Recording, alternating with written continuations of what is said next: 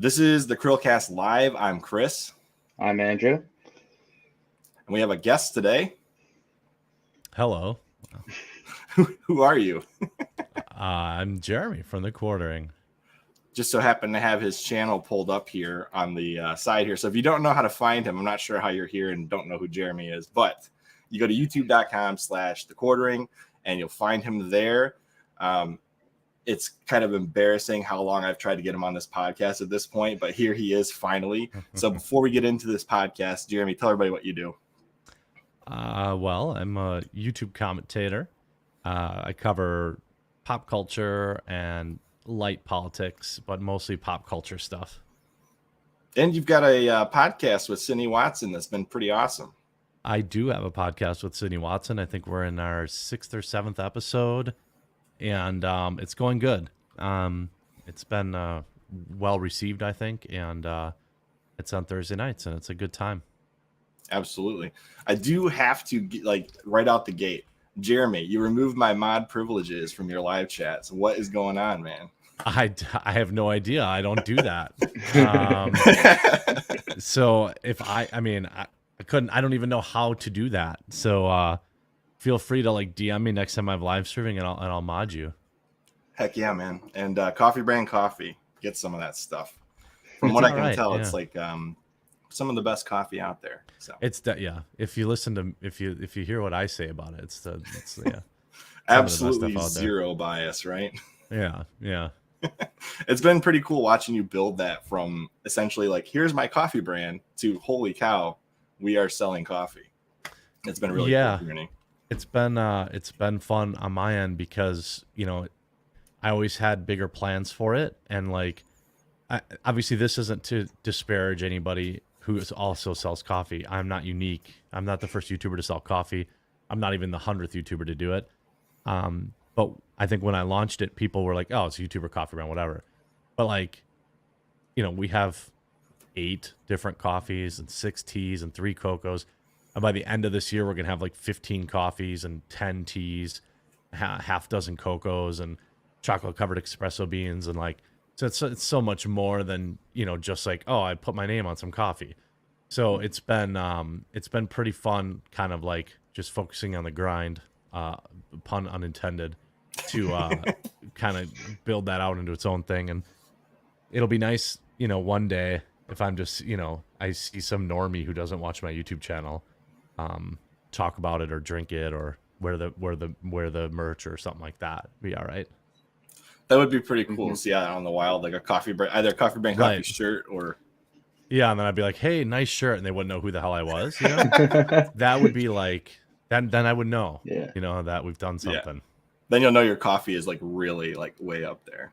Well, it's at least around. I'm fine with that. Just as long as I'm in the game, I'm okay with that.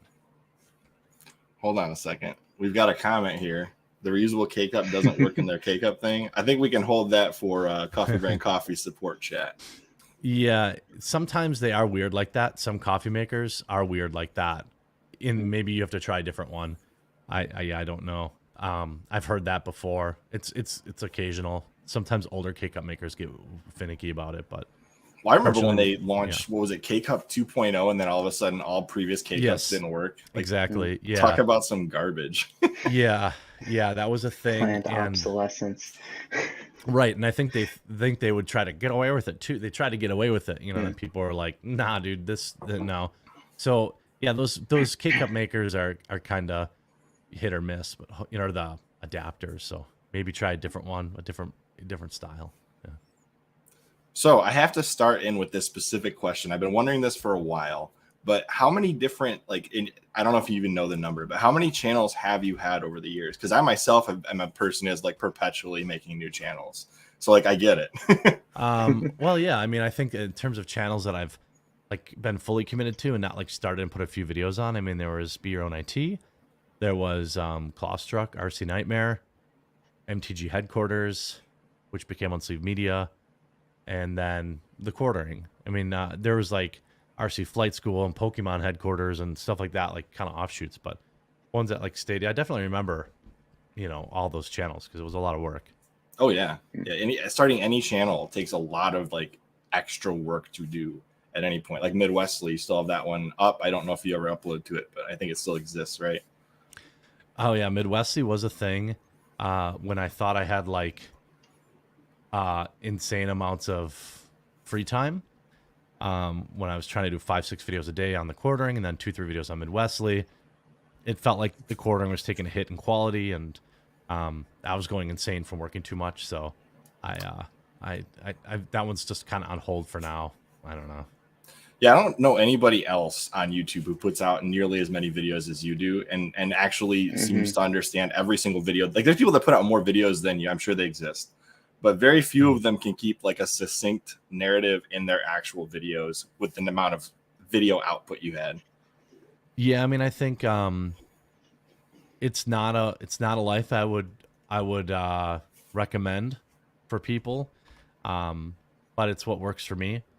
So it's you know, it's not awesome like being you know, putting out so many videos and feeling the like pressure to keep up with your upload schedule.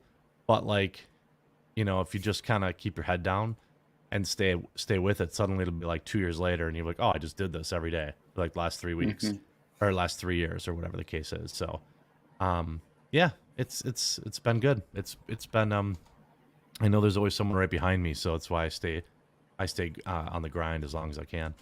Excuse me. No pun there either, right? It's all the grind comments. Yeah. So I do know that you're like a huge Packers fan. How long have you been watching the Packers? Well, probably since like I was 8 or 9. You know, it's like as long as you can kind of remember. You know, so it's I've been pretty fortunate in my life to have, you know, I've been watching football my entire life, and I'm almost 40, and I've only had 2 quarterbacks. You know, so it's like that's true, yeah. It's kind of nice, you know. Like Don Mikowski was a quarterback when I was like a kid, and I didn't care about winning or losing. It was just like, oh, football.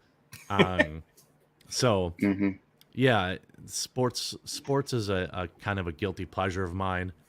I'm definitely a homer in terms of like Brewers, Bucks, Badgers, Packers. I don't cheer for any team that's not from my state, except for NHL, because we don't have a team.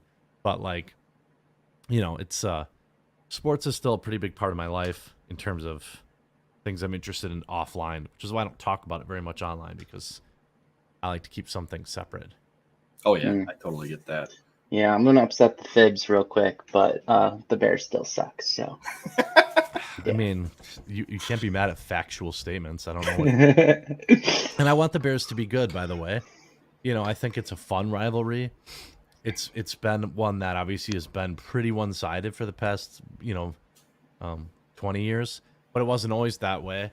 And I think the rivalry's good, and the Bears always give the Packers a good game no matter what the records are. They're always tight. It's never a game that you think that, you know, you're going to walk over them. Even if they're 3-10, you know, they're going to play the Packers hard. So I give them a lot of credit. They've had some bad management. As a lifelong Lions fan, I can honestly say it has been a rough life. Yeah, you guys are finally turning the corner. Though the Lions are favored by Vegas for the first time in like 10 years this weekend. It's been a long time coming. Let's just put it that way, okay? Yeah. Well, it's like as soon as I stop caring about football, that's when they start doing good. They were always fun to watch. They just, you know, they were competitive for a lot of years until like the last 2 years where it was like they were really tanking, but like except for playoffs. Yeah. But, well, you know. You know, I'm from the part of Michigan where you're always a Packer fan still. So. Oh right, yeah. Well, I'll be honest. Like John Kitna, I remember those years. Oh, John Kitna, yeah, that's a Boston Babs. I see Viking fans in the chat. You guys are always the same.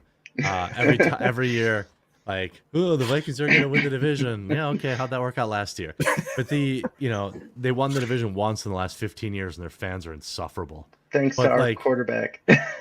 Yeah. I mean, I say that like with love. I don't actually hate them, you know? Like I've been to Packer games with Vikings fans and vice versa, and been to Minnesota for their dumpster stadium and seen, you know, Packer games there. And like the fans are great. But their optimism is like totally unearned. And it's like they're always like, yeah, this is our year. And then every year it's like, bro, your quarterback's Kirk Cousins. Like that's is it any worse than the Lions though? Like, let's but the be Lions honest. fans aren't cocky. They're just like I'm pretty much Debbie they're Downer. so You didn't. beaten Okay, down. I had a Lions fan as a roommate in college. It's always their year. Well, they're on the rise again. There were a few years with Stafford where they were like competitive. The worst fans are from Philadelphia. That's actually true. I'll agree with that. But like nobody in the Midwest are like bad fans. You know, like you know, Yeah. like, Cub fans are suboptimal humans. But like other than that, most teams are pretty cool. And anyway, in the stadium, everyone's pretty tame. So you get to like the Ohio State and Michigan games, and then you can just throw that all out the College window. rivalries are, they're alcohol fueled, and like, somehow, even though they don't serve liquor in the stadium, somehow everyone's hammered, and Right. like so like I've been there. I just don't think that sports teams are worth going to jail for, so I don't take it like that seriously. Right. Yeah. Right. Yeah. So, do you still buy Madden every year? Is the real question. Actually, this year I did not buy it, and I was at GameStop last weekend, and I was in the mall, and I was at GameStop, I was like, oh yeah, Madden came out like Madden's out. I didn't buy it. I think the last couple of years I didn't buy it because I have Origin Premier, the EA access whatever. So like I haven't checked if it's a part of that. I don't know if it is or isn't. If it is, at some point I'll install it. I'll play it for a little while, but nobody plays it on PC. So when you want to play online on PC, you play against the same 6 people like over and over again. It's really pathetic. And how do you like Madden with how they started adding like those special characteristics to players? It's stupid, right? Yeah, it's stupid. Yeah, it's game breaking. Yeah, it's immersion breaking. It's dumb.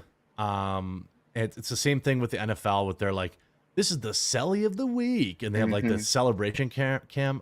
Dumb. It's meant to appeal to like 13-year-old TikTokers. Yeah. But this whole like, oh, we scored a touchdown. Now let's all wait 7 minutes while the team has their choreographed touchdown celebration. I hate it. So like, I'm also, I get it. It's not for me, but like, I hate it. It's annoying. In video games, it's really dumb. I just want the gameplay. Like, if you're Madden and your gameplay is that bad, I don't want to see you adding anything else to the game until your gameplay is good. Like, I want to be able to realistically have some actual like their game has barely evolved past just hit sticking people. Like, I want to see be able to have like actual like punch ball, like stuff actually work, or have your offensive linemen block like they're supposed to on a draw where it opens up in the center, or like on a sweep, have you seen guards pulling all this stuff, and it's never worked. They don't care, and they have no competition, so why would they care? Yeah. Well, now they do, because now they do. 2K has the NFL license now, another monopoly garbage company. I know, but like at least there'll be 2, and hopefully, because it's like what happens in every. So I normally just try to play franchise mode, and I don't play online, because once you play online, what happens? Every defense gets watered down to the 3 glitch plays that work, and every offense gets watered down to the same 3 glitch plays that work. And it's just like, does your busted weird glitch play work better than my busted weird glitch play defense? Yes or no? And then the game's decided. And it's like, it's not fun. Yeah, we've all previously in other videos complained about the rating system too for players. That's like been broken for that was the one that time. Jeremy actually jumped into the chat for. Remember, Andrew? Oh yeah. Although the only other time you jumped in the chat, you made fun of me for playing Fire Emblem on the live stream. Do you remember that? Yeah, well. So fair. Yeah. So the I think the rating system is dumb. I think that they got this cringe thing now where they're like pandering to players. Where they're like players get butthurt when they're not 99s. There's way too many 99s in the game. And it's ridiculous. Yes, okay, the Packers secondary makes Justin Jefferson look unstoppable, but he isn't unstoppable on every freaking play. Yeah. And like, it's so ridiculous, and it gets boring. Like, there's zero 99 players in the NFL.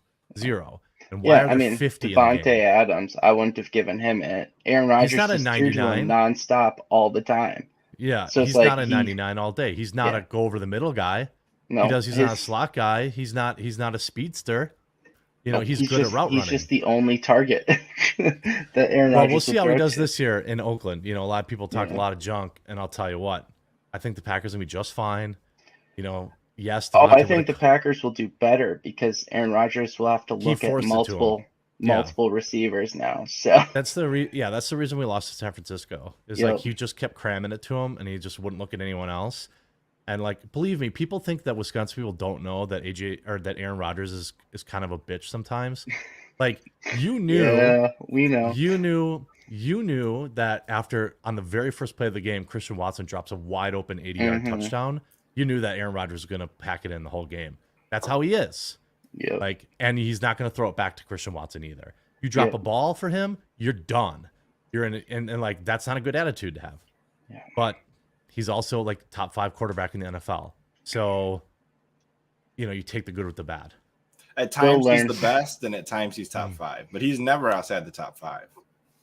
No, last he hasn't week, been, maybe. he hasn't been outside of the top 5 in Yeah. terms of like by the season for the last 10 years. Yeah, You by know, the like, season, he's never been outside the top 5. yeah, Mhm. he's like It's- usually top 3 or 4. And I've always been just like frustrated. Like every time that the Lions are going to play the Packers, I'm like, Aaron Rodgers is playing. I don't know what's going to happen. All I know is that Yes. that game against the Vikings made Jordan Love's preseason games not look that bad. Well, I'm telling you though, you know, the game wasn't. Look, Christian Watson catches that ball. That's a Oh, yeah. touchdown. 7-7. Completely different game. We don't. Honestly. Yeah, you get stopped. I mean, it all matters. The Vikings won. I'll credit. But like, you don't have a freaking stupid goal line stop. Yeah. Like there was like some weird stuff that didn't go Green Bay's way that made the game look worse than it really was. He catches that ball. Aaron Rodgers isn't sulking for the other 59 minutes and 30 seconds of the Right. game. Which I would maybe say it's the different. same thing for Jordan Love's preseason games. They are much better than they look on paper, given Yeah, the interceptions yeah, and right. everything. It's the same thing. Just like when he played the Chiefs that last season, it was a much closer game than people give him credit for. Yeah, right. That's fair. All right, so moving from the football back to Jeremy here for a minute. What channel would you say was your favorite channel that you no longer do anything with? Oh, be your own IT for sure. Like it was. Didn't you sell that one, or is that am I misremembering? I sold it. Yeah, I sold it. It was my first like YouTube quote unquote success, which at that time wasn't even like I don't even know how many channels that subscribers that channel has, and I don't think it ever passed 100,000. But like that was the first time I ever made money online. And I think it was like I was never making big money. I think the most money I ever made on that channel was like $700 in a month. But like that was a lot. That was like my rent. And I still worked full time while I did that. And like and then I started teaching people how to repair computers and then selling computer repair kits. And then I started figuring out e-commerce a little bit more. So, where I am today would not exist without Be Your Own IT. Obviously, people don't fix their own computers anymore for the most part. They just throw them out and buy new ones. So, like, laptops, PCs, people don't fix them anymore. Unless you spend huge money on like a gaming rig or something like that. But there was a pretty clear cut where computers went from like $2,000 a tower to like $600 a tower. Once they were like $600-700, no one fixed them anymore, so no one cared about fixing them. And that was a good run. It taught me a lot about how the opportunities online. But now we have Meta PCs, so Well, yeah, that's a thing. Meta PC basically takes care of me. I'm basically like a cripple now. I just had to shout them out because they jumped in Yeah. the chat. Yeah, every time I need anything, they just send it to me. So I'm basically useless now from a tech perspective. But I'm happy to have them as a partner. They're a really good company. They seem really awesome, and they've supported you throughout everything that's happened. So Yeah. They've been awesome. I mean, as far as sponsors go, you can't ask for a better one, right? No, yeah. Other they've than been maybe great. Coffee Brand Coffee. Yeah, they'd be an all right sponsor too. They don't care about social media outrage, but yeah, they've been very good. So next question for you is the RC. So I know you did the RC for quite a long time. Are you still up on RC stuff at all, or is that kind of something you've left in the past? I know you used to do that with a friend, I believe, right? Yeah, he's here right now. Yeah, we were just working on RC cars today. So Yeah. I still do. Yeah, I have an X Max and a sledge, and I just bought a new like Rustler 4x4 VXL, and so it's yeah, I'm getting kind of back into it. I'm not gonna make YouTube videos for it, but um, yeah, it's still a hobby of mine. So do you do just the RC cars, or do you do drones now too? Just cars. I don't really do. My friend, like the reason that channel ended is he got a career like doing inspecting power plants using drones. Oh, really? Yeah. So we Cool. turned that channel into a career. But no, I don't do anything in the air. I don't fly. I don't really. I don't know. It never really appealed to me. Too expensive when you crash. It is very expensive when you crash, because then you got to look for parts and everything else. And I Yeah. believe to get above a certain height, you even need like an aircraft license of some sort. Yes, that's correct. You need a drone license, which is like basically ground school, pilot school. It's like a couple hours thing, but yes, technically now you do. Because Absolutely. we've talked about using drones even in my own area of work. I'm not going to divulge what that is, but Yeah. we found out the hard way that it requires. What? Oh, is that? Did people not know that? Oh man, Sorry. good stuff. All right, Have- well, no, have I was you just saying guys- was we found out the hard way that you needed a license, and nobody was willing to go to flight school. So Yeah. Have you guys seen that drone racing league? Oh now? yeah. They do it with like VR, like Yeah. through goggles and stuff. Yeah, it's very Yep. cool. I They'll do was it in I like was burned just out old randomly warehouses and stuff. I was randomly scrolling through TV and saw that once. I was just like, I'm weirdly is this what you're intrigued. talking about right here? Yeah. Yep, I've seen Yeah, this they'll have once all or sorts twice. of gates and stuff. Yeah. Yeah. Like that's probably one of the future racing that we'll see in the near. Like remember the battle bots they had back in the day where you build like Oh, bots, and then this is probably like that crowd evolved into this now, this kind of a thing, in my opinion, anyways. Maybe. Yeah. I mean, similar tech, you know, and it's cool. It's exciting to watch. But it's also can be pretty formulaic and non-chaotic and non-exciting. But you know, I'm glad that people turn the hobby into some way to make money. Every time that happens, it's good. Oh yeah, because if you can enjoy the things you do to make money, it always makes it better. Mm-hmm.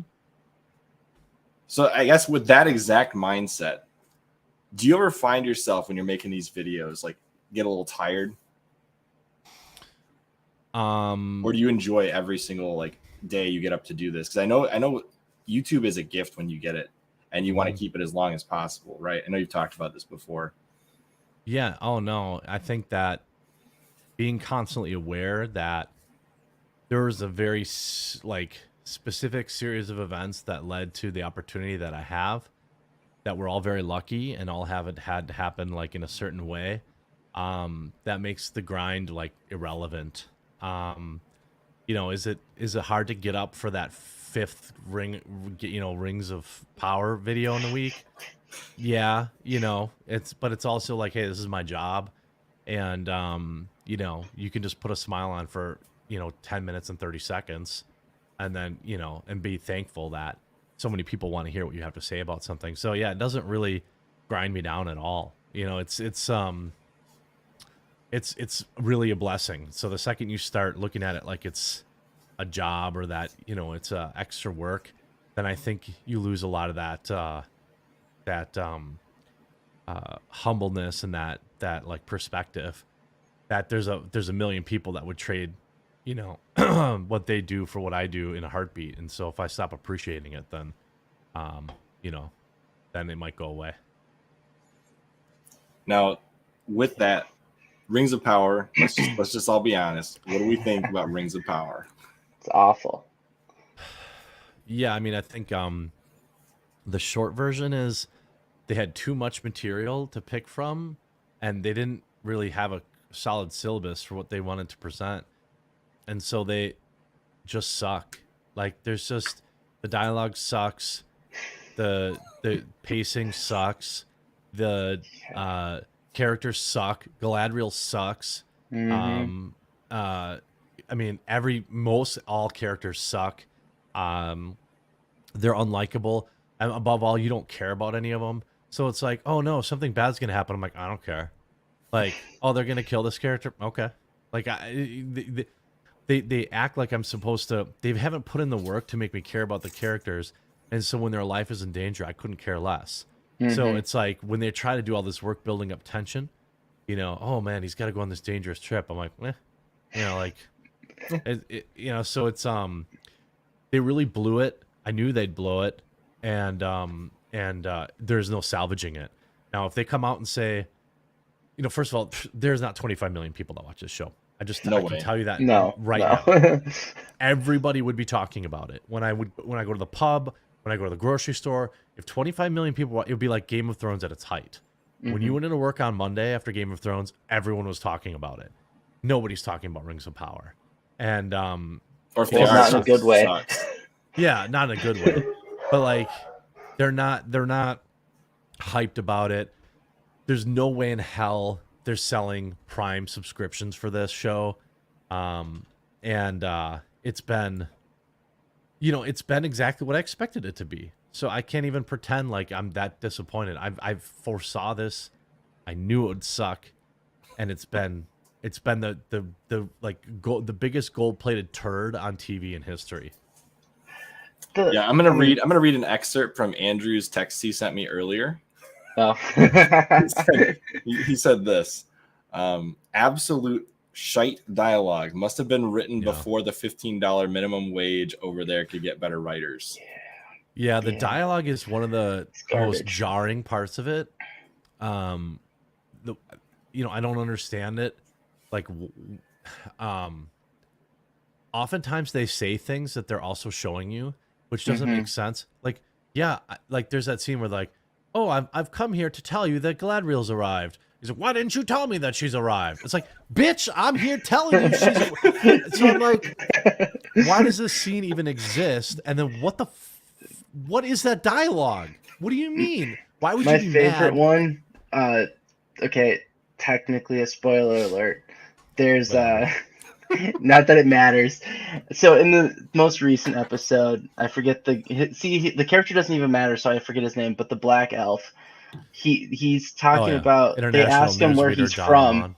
Yeah, they ask him where he's from. Right? He says where, and the one guy just says, "Oh, I know that place. I went by the river," and that's all the dialogue instead of the world building that is known by Tolkien. Like, you would have talked about the people at least, or something like, "Oh, I remember those people." Oh, I heard of that place. Anyway, yeah, something like. Yeah, the reaction erased the need for the question. Like, you asked that question because you want to open up another piece of dialogue or another piece of information, but it's like, oh, okay, cool. So anyway, like, also the fact that it's episode 4 and somebody is asking the only black elf where he's from for the first time. That should have been the ridiculous. very first question. Yeah, they should, like, when they were talking about like going back home, that should have been the very first thing explained, why he's the only black elf. And the thing is, like, here's how this conversation went in the writer's room. Are we going to address the fact there's a black elf? No. We're not going to do that. It's everywhere, though. It's even Numenor. It's the hobbits. It's... I mean, like, that's like, because they're like, no, we don't want to call it out. But like, if they had done that, if they had reacted the way that the people of Middle Earth would have reacted, it would have seemed very normal. Like, hi, a black elf. That's exotic. Like, that's what like the dwarves would say to him. Like, that's... And the black dwarves, too. The fact that you randomly have 50-50 and no one ever in Durin's folk has ever been black, apparently. So, well, I think we're going to have to see what happens between the second and the third age, because suddenly they're all gone. But it's like, here's the thing. Here's the thing, too. Like, Middle Earth has regions where it would make sense for there to be black characters. Yeah. All Amazon had to do is write in dialogue about people fleeing Harad or something, some region, and it would have made perfect sense. Or it would have at least like, you know, it would have at least addressed it in a way that isn't immersion breaking. Because now you're like, hey, is anybody else seeing this? Yeah, why is everyone different? There's black elves. Like, the entire Middle Earth is just like, oh, this is normal. when like they wouldn't be, and Yeah. they And just that's how you know. That's how you know they did it as just checking boxes. of course, yeah. And trying to appeal to everybody while appealing to nobody. That's really all they're trying to do.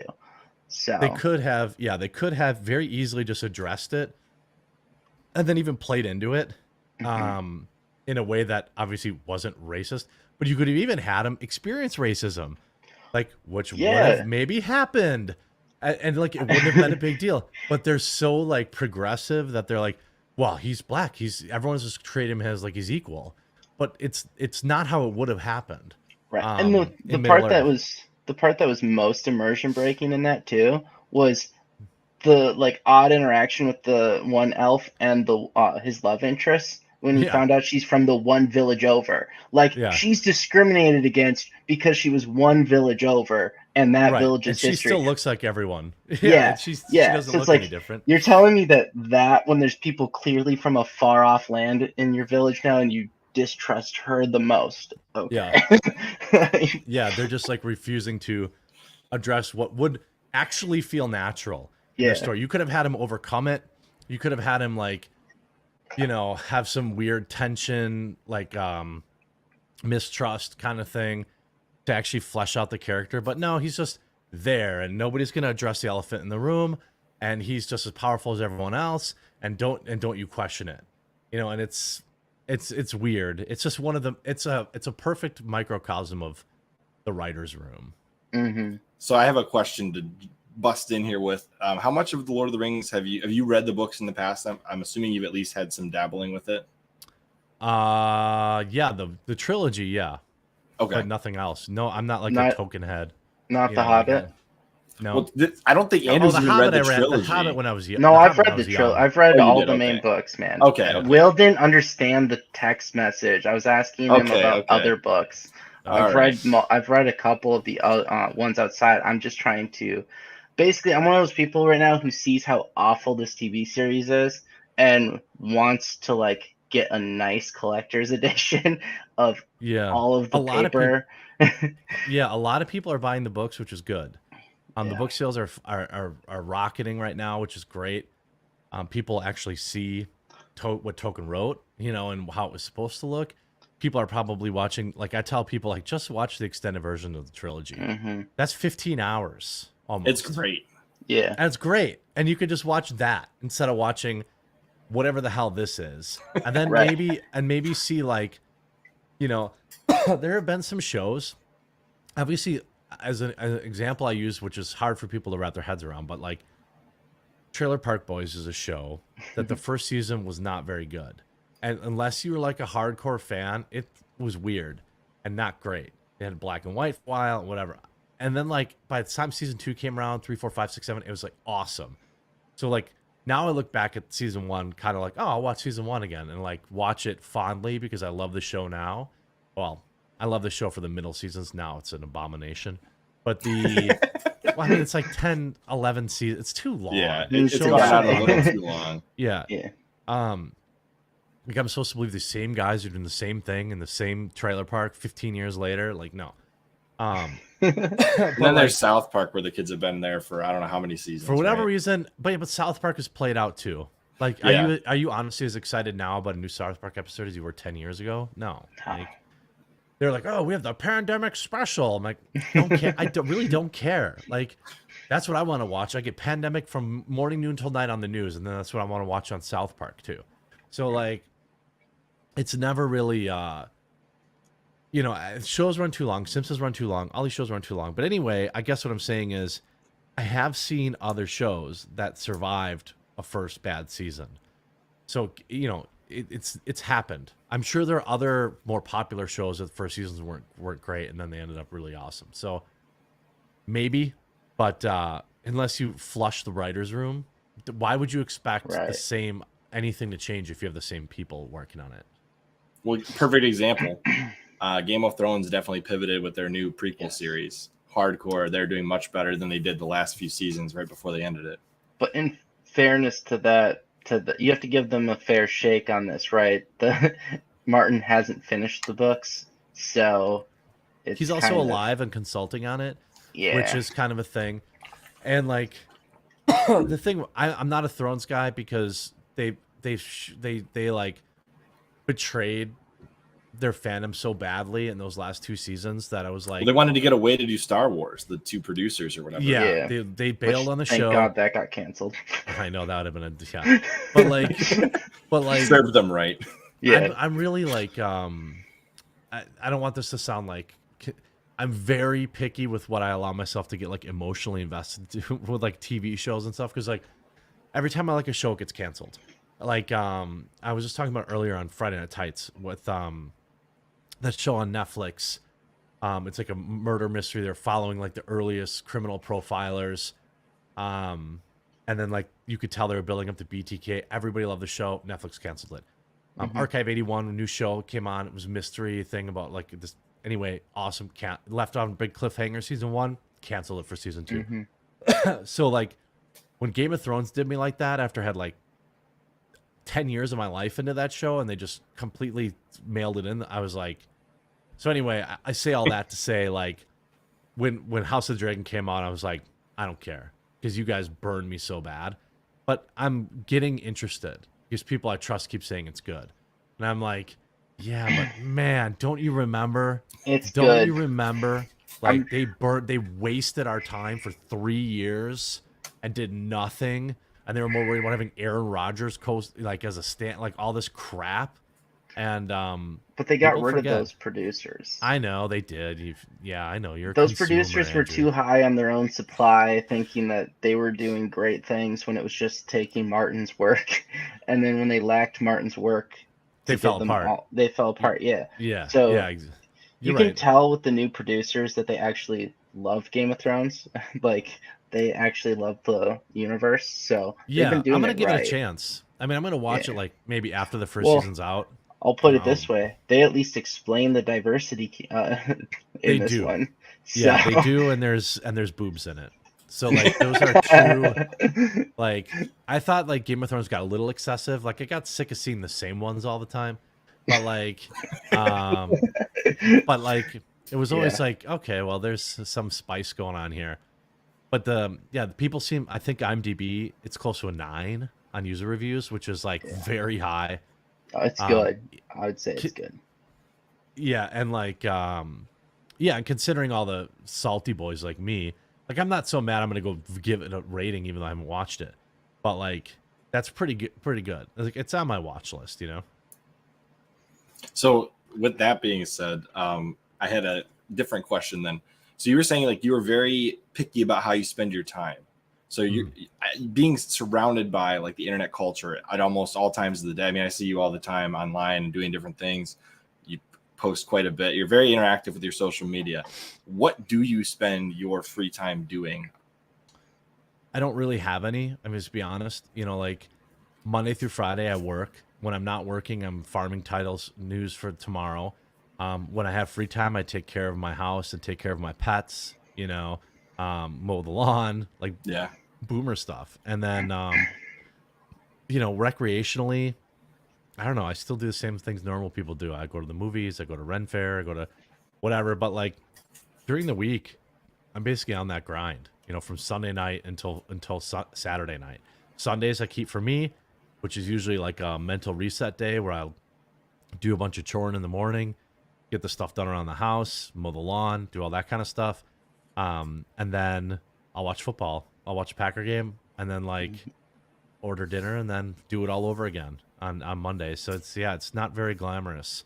But it's cool. Like I do the same, you know, I watch live streams. I do whatever. Totally understand that.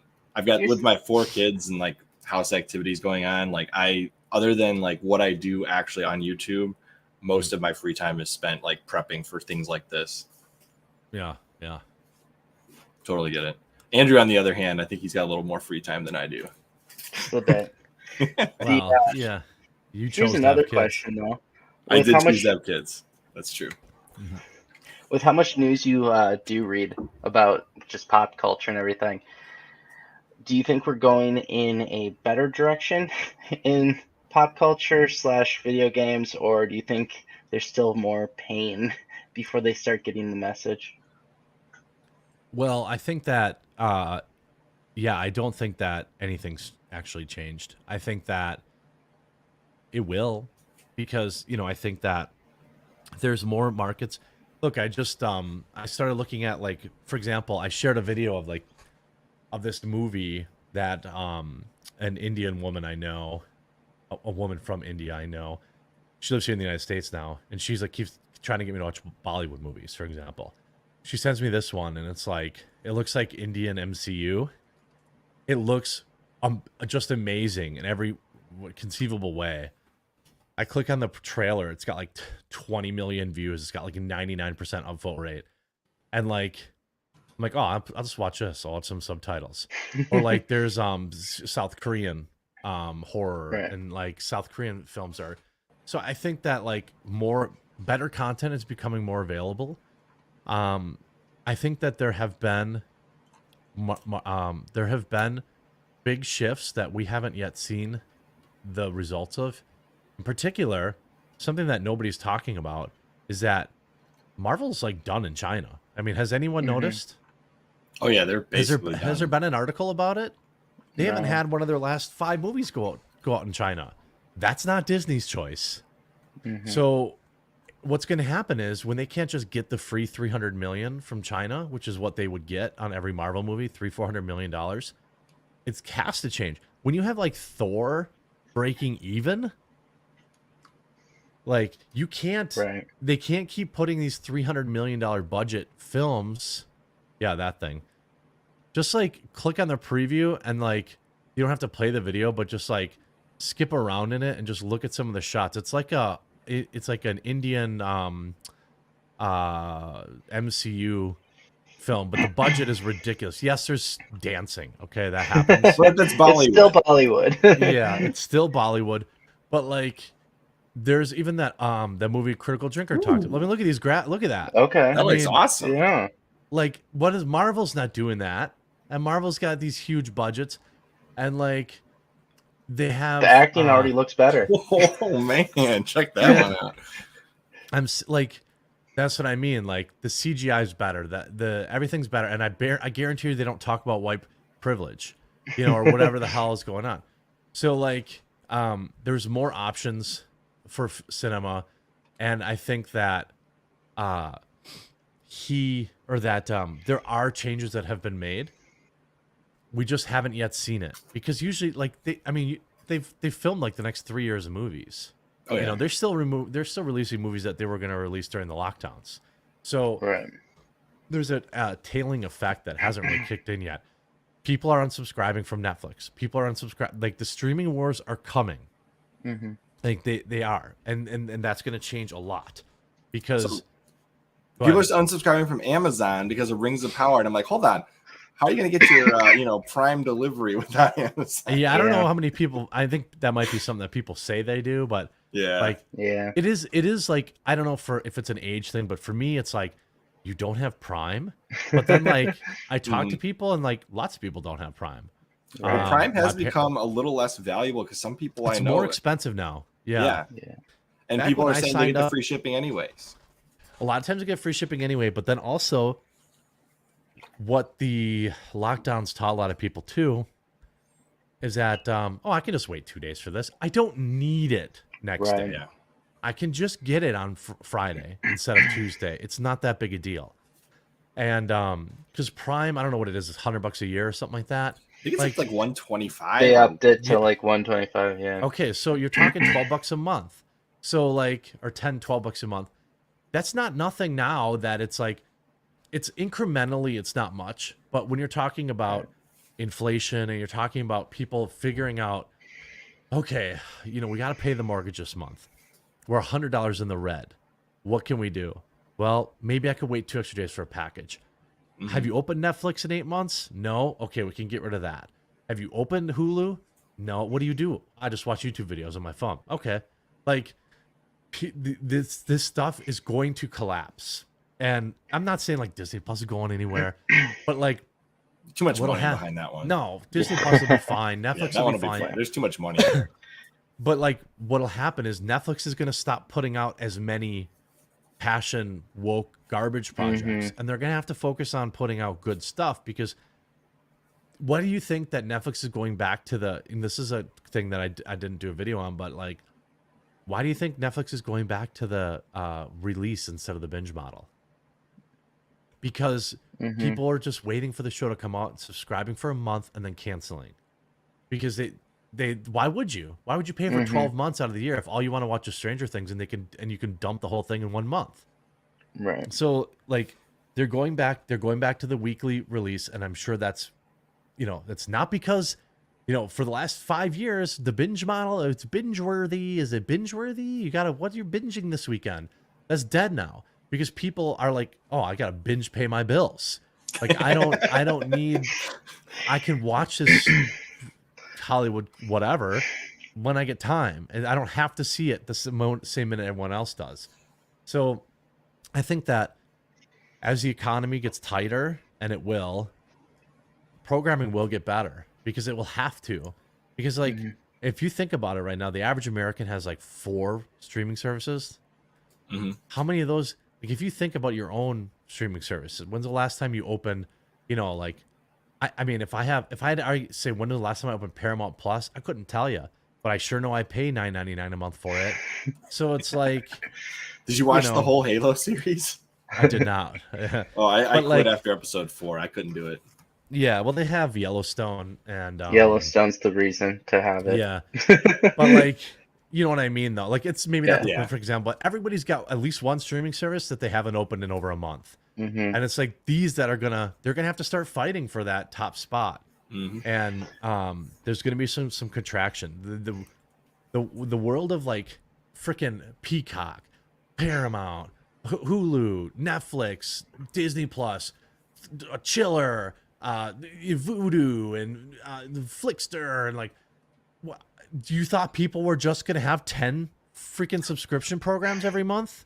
Like that's why we got rid of cable. I mean, that's exactly why we got rid of cable, because now people, what do you think you're spending on streaming a month? The average person's spending between $80 and $120. The streaming services, though, are trying to make themselves indispensable and finally kill off cable by taking on sports. Yeah. So Apple's jumping in. Apple just went big into it. I know Amazon's trying to get the football. I mean, they did, right? It was Thursday night football now. They did. Yeah. So it's like they're just gonna kill cable first. Before I think. Problem is, if a couple leagues just pick a different streaming service, because each of them can get a lot more money from a single streaming service, right? Yeah, but listen, but you're thinking about it too logically. Why would the NFL choose a streaming service, Andrew? Why wouldn't they just charge for NFL streaming? And have the American people pay another $12 a month for the NFL streaming? I mean, that's what they'll do. They're not gonna. Why would they? They'll take the money from Amazon right now on Thursday nights, but eventually they're gonna just, because MLB already has MLB has like whatever their monthly thing, which is through MLB. Oh yeah. Football will have the same thing. You want football 24/7, football.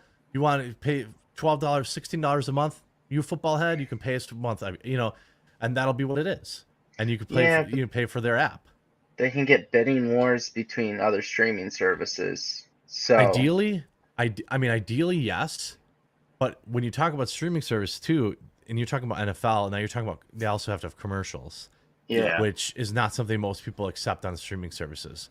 Right. But you're right. NFL has already established that it has commercials. I didn't watch it on Amazon. I don't know if it had commercials. I assume it did. It had to. It was just live TV.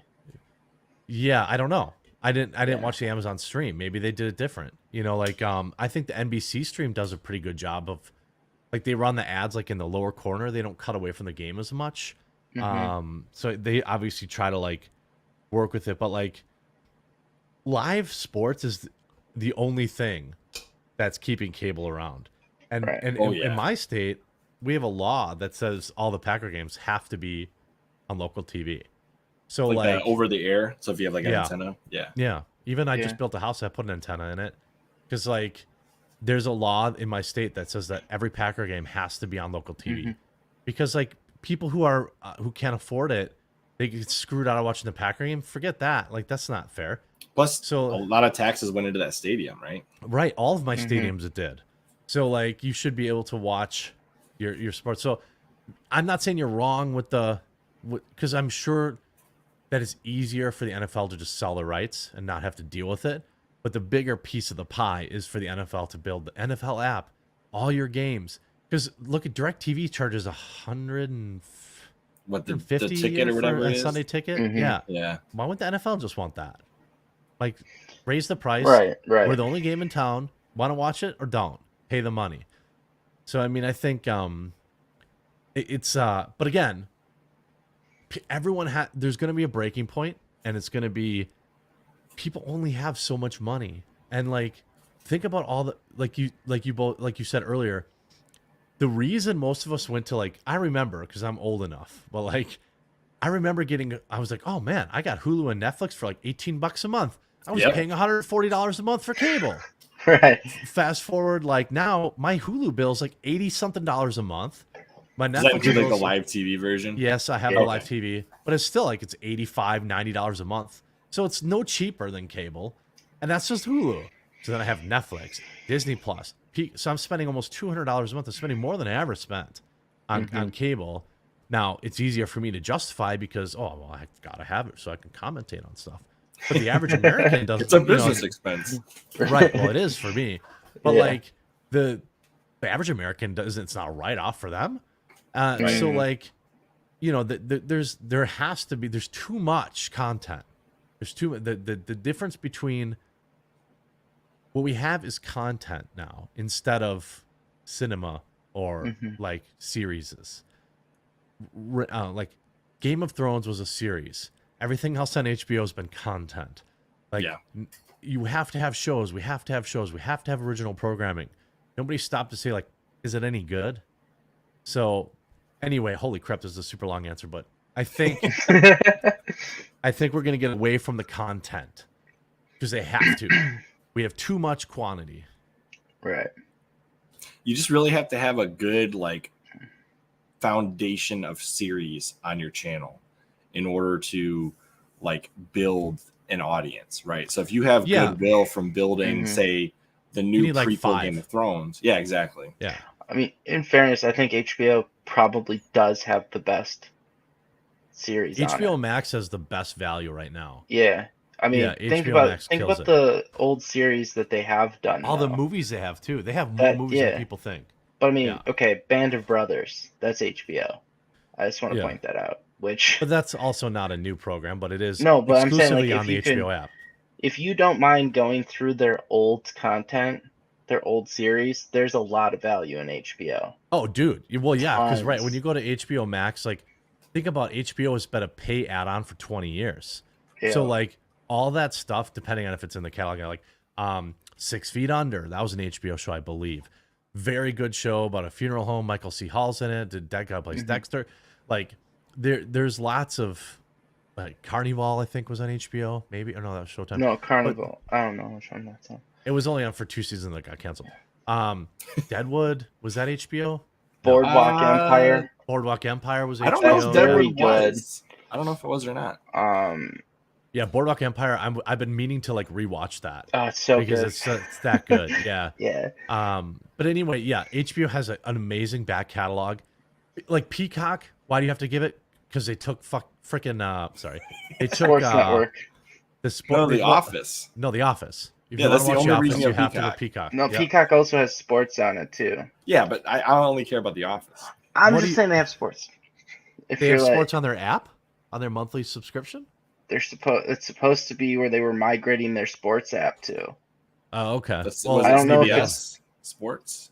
Oh, Deadwood was HBO. Yeah. Okay. Sopranos was originally HBO Sopranos, yeah. too. Yeah. So I mean, yeah, but there's a lot of these networks that are hanging on by a thread, whether it's Paramount Plus, like Paramount Plus, they have like these, or Peacock, these ones that have like 1 or 2 programs that people on, like they're going to get absorbed, or they have to like, the problem with like Paramount is like they have a lot of old movies too. Like Top Gun Maverick was Paramount Plus, right?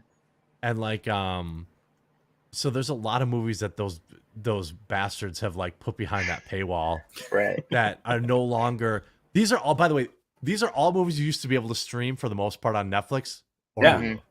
Like all of them so people forget that. Like you used to have all this stuff for $20 a month. Right. Now Didn't there it's used like to be a lot of HBO on Netflix back in the day? I don't know. I don't remember. I know AMC was almost entirely on. Like you had like The Walking AMC Dead was was on on there. I think Yeah. Dexter was on Netflix there. did have HBO because that's where I started watching Rome. Actually, it was on. I think it was actually on there. It was like back all when they of had the channels back when you got partnered the with them. discs. Yeah. I think they had HBO back then because I'm that old. Like they used to send you DVDs. You guys remember those? Yep. But like Netflix used to send the discs, and that would be like you used to get Hollywood movies on Netflix. People forget like Netflix now has nothing. It's Right. just A all single whatever movie. the original content is. Yeah, There's they Peaky have no Blinders and like movies. The Witcher. Those are good shows. I like Cobra those ones. Kai. Cobra They have Kai. some- Yeah, and they they bought have that some off solid- YouTube. YouTube let that go. Yeah. They have I think some it was- solid content, but it's like, you know, they have a lot It's of content, garbage though. too. Yeah, they have.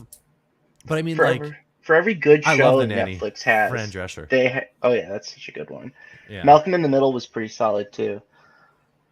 Yeah, Frankie, if you ever want a funny story, listen to how Frankie Muniz was like so smart with his money from that show. Like he never did anything after that show. He had smart people around him that told him. He had invest in, Agent Cody Banks. Yeah. Oh, okay. He never did anything.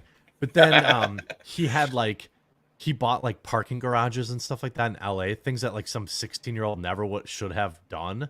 He should have been pissing it all away, and now he's like set for life off that one show. So he must have had family or friends like that really looked out for him. But yeah, I mean, there's these streaming networks. When my thing is when I sit down to stream something, I'm like, oh, I want to watch a movie. What movie's on? And then like Netflix doesn't have any movies that I want to watch. They have like their original movies, but they're almost always garbage. Like you watch them and you're like, eh. Like there was this one with I think it was Chris Hemsworth, where he's like doing these drug testing trials. Oh yes, I've watched it. Yeah, it's okay. It's okay, Like- but the endings are always The ending shallow. sucked. They never stick the landing. But that movie was like you watch, you're like, yeah, that was a movie. Like you're not going to tell your friends about it. That's exactly what Netflix ones are based. Except The Gray Man was kind of good. The Gray Man got really good ratings. I think I saw Clove Hitch Killer 2. That was pretty good. But like, right. But most of the time, it's like that was a movie. Most of them, it's empty at the end. You're like, what was the point of what I just watched? Kind of. You're feeling it here. It's like there's a conclusion, but I don't feel like it's a real conclusion. Yeah. Someone also mentioned Stars in the chat. That has a lot of good TV series. Oh yeah, Stars did actually. They had Spartacus. You had Black Sails, which is probably the best pirate TV show that has been made. Did they have the Arthur show too? Yeah. The Knights of the Round Table type show. I thought they did. Not. Back They in the had day. one that was. And they had Merlin. I thought. I didn't that think on Stars? Merlin was in Stars. I don't think that was BBC. BBC has some good shows. I use a VPN is handy for BBC for people out there. Oh yeah. There's something. There's 100%. iPlayer or whatever. There's some hidden movies that are like on there that are pretty good. That you don't get if you don't live there, but So you can live there. But if You anyone talking doesn't, about some private internet access there, Jeremy? I mean, whatever VPN it's your show, man. You know, whatever VPN you guys want to use. as long as you're not in China or Russia, it's legal. So. Yeah, right. Well, China Hey, or Russia, disclaimer. dude, when Marvel was like, screw you, we're not gonna show our movies there to like virtue signal about the war. Russia just showed bootleg versions of their movies in their movie theaters and charged people to see them. So like that backfired. Like it was like at least they were getting a few rubles out of it before, but now Or it's McDonald's. All their McDonald's too. Well, they replaced Starbucks with Stars now, and it's all the same branding. It's all the same stuff they just stole from Starbucks. And it's just like it's hilarious. I love too the one. Was it BP or Shell? One of them just abandoned Oh, their I'm sure. oil exploration there. Oh It's yes, right, like, yeah. you yeah, idiots. yeah. Why would you do that? So you could You send a just- tweet? Yeah. Just gave up This all tweet your costs a lot of capital money. investment. Yeah. So here, let's rein this one in just a little bit here. Have you noticed how much DVDs and Blu-rays have disappeared from shelves since streaming has started? Like you can't even buy half the series you want to buy without having a streaming service. So you don't have access to it half the time. They're not printing them. Right. You know That's what I I'm mean? saying. Like, yeah, they just stopped. And there was a really interesting interview that people should watch with, I think it was Mark Wahlberg, or it was the other guy, not Mark Wahlberg. Cena, I thought. No. Who? Or wait, no, the one who was talking about how much they would make out of movie Yes, theaters. DVD Was sales. No, it was the guy, not Ben Affleck, but Matt Damon. Yeah, He talked okay. about how much Yes. Hollywood used to make from DVD sales, and that it was actually massive. Like I believe that. people that paid to see the movie in the theater were also paying $20 to buy the DVD the day it came out. And I worked at Walmart, and when new DVDs came out, and it was absolutely true. People who had just paid $20 to see the movie in the theater 3 months before that were paying $20 again to buy it on disc to collect it. They might watch it again, or they might just put it right in a collection. And he talks about that and how all these programs, all these great movies and scripts are not getting funded anymore because they can't risk it. Because if they don't make it all back at the box office, they're fricked. And they thought they would get us to buy their stupid ultraviolet copies so that we could own digital copies. And no, everyone was like too wise for that. Like, no, I'm not paying to own a digital copy. Sorry. They it is funny. There's actually like a secondhand market for those UV codes, and you can get any DVD that you would have wanted to buy for like pennies on the dollar. Like that exists. Oh, sure, I buy that. Yeah. Well, because people who buy the discs get Don't the need UV that. They don't code. want the ultraviolet, Yeah. so they just Yeah. sell it for like pennies on the dollar. Like there's a market for that. You're not legally supposed to based on the contract in the DVD case. Yeah, But I mean, right. come on. Like really? You think people are not going to do that? Yeah. You know, I think it's really hurt the cult movies, like the ones that are just like a cult fan base, where it's like, I'm thinking Chronicles of Riddick, for example, one that's not like the most well known, but has a very devout following for that. Oh, Those yeah, ones would have have probably been punished the most because it was hard to get there, but then everyone who watched it did probably buy the DVD. Well, having your DVD, like your DVD collection said a lot about you. There was a time where people come over and be like, "What movie do you want to watch?" I got Boondock Random this one. Saints, and I got, and like, oh, I got the collector's edition. I got the tin version of this one. I got the steelbook version of this one. And it was like, oh yeah, they got me to pay $30 for a disc, so I could get the steelbook version. That was a big deal for Marvel movies. They would have like several different versions on the DVD shelf. They'd have like the regular one, then the steelbook with the extra bonus feature, which again cost them nothing to produce, and they would get people to pay next. I mean, I paid for that. I would always buy the special editions. $5 more it says special edition on it. Mm-hmm. See, if I really love a show or a movie, I'll still go buy the physical version if I can find it. Sometimes there's you'll find like a region locked version. Like for some reason they printed Peaky Blinders in Europe, but not in America because Netflix basically paid to not have those printed on discs in North America. Well, it's because wasn't it paired with the BBC? It was, yeah. Yes. But you can buy like a region B version, I think, but then it won't play on your DVD player.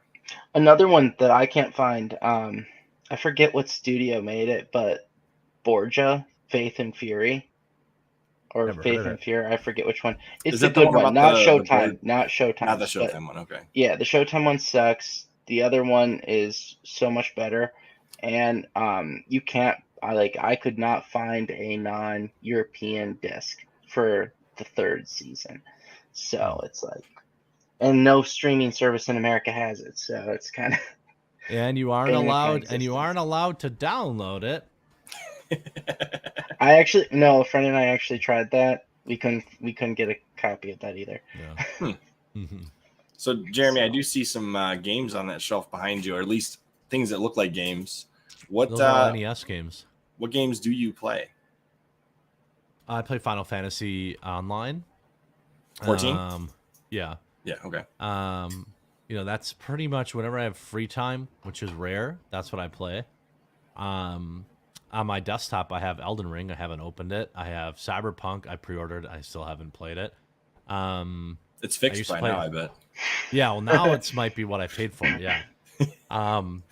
Then like Warzone, I would play with my brother-in-law, just because everyone's a normie, so we all play a little Warzone here and there or something, or a sports game. I would if the Um, download wasn't so massive. Yeah, it is big, and it takes up, if you're on a console, it takes up a lot of room. Oh yeah. So and I play Magic MTG Arena too. But yeah, of course, obviously Raid Shadow Legends, and Mech Arena and Bloodlines, and everyone else who's ever advertised with me. World of Tanks. Did you do that one? I I've don't never remember. done World of Tanks. Yeah. Okay. I think I did one ad for them once, and they were like, "Yeah, put us in spicy videos. We're totally cool with it." And then I put them in a video about like something kind of spicy. It got plenty of views, and then they were like, "Yeah, we're not going to work with you anymore."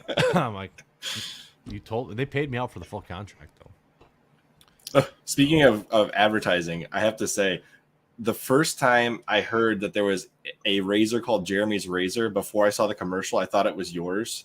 I was like, oh, Jeremy's branching out into, and I realized, Yeah. oh no, that's Daily Wire. Yeah, I was thinking about it for a long time too. They beat me to the punch, and now I was like deflated after they launched it. I was like, oh, there's no point. Well, yeah, 'cause Jeremy's Razor.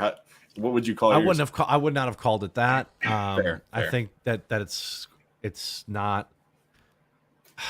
That's Jeremy's Razors is okay. I mean, it's like because Harry's Razors and Dollar Shave, but I think the world is pretty wise to the these subscription services are like lower quality in general, and like they're not, and you end up with stacks of stuff that you don't need, and I think that naming it stuff like liberal tears of razors or something stupid like that would have been way worse. So at least they went with that, and I wish them all the best. If they want to pay me a pile of money, I'm happy to advertise for them. Fair enough. Moving on from that one though. So you said Magic the Gathering. Do you still collect trading cards at this point? I know you just posted an Unsleeved Media video. I did see that because I am subscribed, so for some reason, even though I don't play Magic the Gathering anymore. I do. Yeah, of course. So yeah, there's some things that just take offline, What motivates you to ever post on Unsleeved Media then? I had a lot of fans there, 100 and something thousand. So yeah, I think it's every once in a while, it's just to let them know I was thinking about them, and nostalgia or usually I'll get in my feelings a little bit about Magic, and I'll miss it, and I'll post a video there occasionally, but no plans to really come back, although I'm going to unbox this probably tomorrow. But Nice. I played the game since 1994, so it's hard not to hard not to want to go back to it. Do you have any other like hobbies of yours that you would say they kind of betrayed your original vision of the game, and you still kind of dabble in it from time to time? Or No. like for me, it's Halo. Okay. Yeah. I mean, or like a franchise. I mean, Madden obviously is something that has been abusive for many years. That I still I at least I stopped giving them their $80 every year. But I mean, Halo is one of those. This Halo Infinite was pretty bad. It's getting better, but it's still not. How long there. do they expect you to wait? That's well, if you gotta wait for ridiculous. Destiny numbers, it's like 5 years. Yeah, I know, but all that's embarrassing. You know what I mean? Yeah, it is. Everyone wants to pretend like they're what's the one, the world exploration one that actually did No Man's Sky. No Man's Sky. Everyone's oh yeah, we'll just do a No Man's Sky. Bro, I'm not waiting 5 years for this game to be good. It's had 6 re-releases at this point. Yeah, it's ridiculous. But I mean, they brought it back, and all credit to them. But I'm not accepting this as the new norm for video games. Mm-hmm. You give it to me all up front, and I enjoy your game, or I don't buy it. I'm just not, World of Warcraft actually would be a good example. A game that, I secretly still love, even though the company is garbage and the community is rough. I still have it installed on my computer, and I think about going back, but then I'm like, oh, I don't have time for 2 MMOs. I don't even have time for one, So It's fine. Has there been any game series that you really enjoyed that are technically canceled at this point or no longer in business? I mean, there's been a lot of trading card games over the years that were fun for a while that just kind of fizzled out. They still exist in some form, but not as popular. Dragon Ball TCG was pretty cool. Dragon Ball I had a Super, set of those. I forgot about yeah, that. really nice card stock, really well printed. I didn't care about Dragon Ball. I just liked card games. Mhm. That was good. I mean, there were a lot of BattleTech games, stuff back in the day. Rage, a game that was printed for two years in like 95, 96. Holographic was printed by Upper Deck. Your werewolves or human form. It was a really cool card game. But like for the most part, you cancel yourself out of stuff. Like Magic, the community is so garbage now that like what really killed Magic the Gathering was the internet. It killed competitive Magic play because metas got solved in a night instead of a month. It killed, collecting and trading because you could get anything you wanted. There was no local scarcity anymore. Like there was a time where you wanted a fork or you wanted a Force of Nature. Well, there was one card shop that had one. It was 30 minutes away. You had to go get it. Now it's like, oh, just open up a website and buy whatever I want. It's become like toilet paper. And then like people start making money commentating on it, and you get a bunch of toxic pieces of garbage, SJWs in the game, and like you just kind of leave it. But yeah, not much I miss. I tell people this all the time. If you like something, play it. Like don't like life is short. Don't deprive yourself of like enjoying a game just because Blizzard's a crap company and you just really love WoW. You shouldn't feel bad playing it. Just play your game that you like. You can fight the culture war on something else. If you like World of Warcraft, play it. If you're like, I don't want to give Blizzard money, I mean, fine. Okay, you want to just go around all day talking about how these companies suck and be unhappy, that's fine.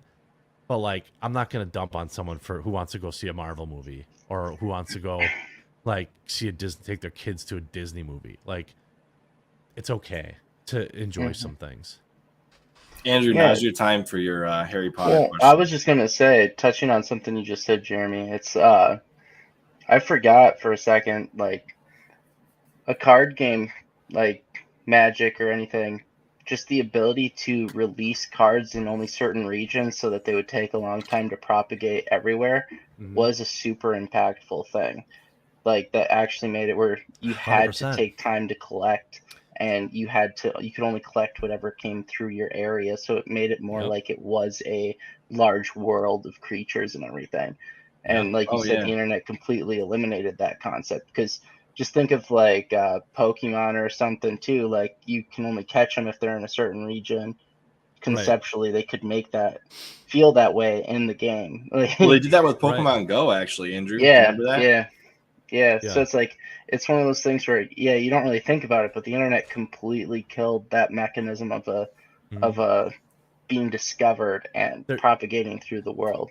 There used to be a time when you would only have ever seen certain cards. Like it was a big deal to see a Mox Ruby or something like that. Like this dude has this one card in the city, and maybe he'll be at the card shop today, and you can ask him to see it. Like now it's like, well, I'll just pull up a video and watch some guy freaking open it on YouTube. Like it's not a big deal. But back then, there was a lot more mystery and like.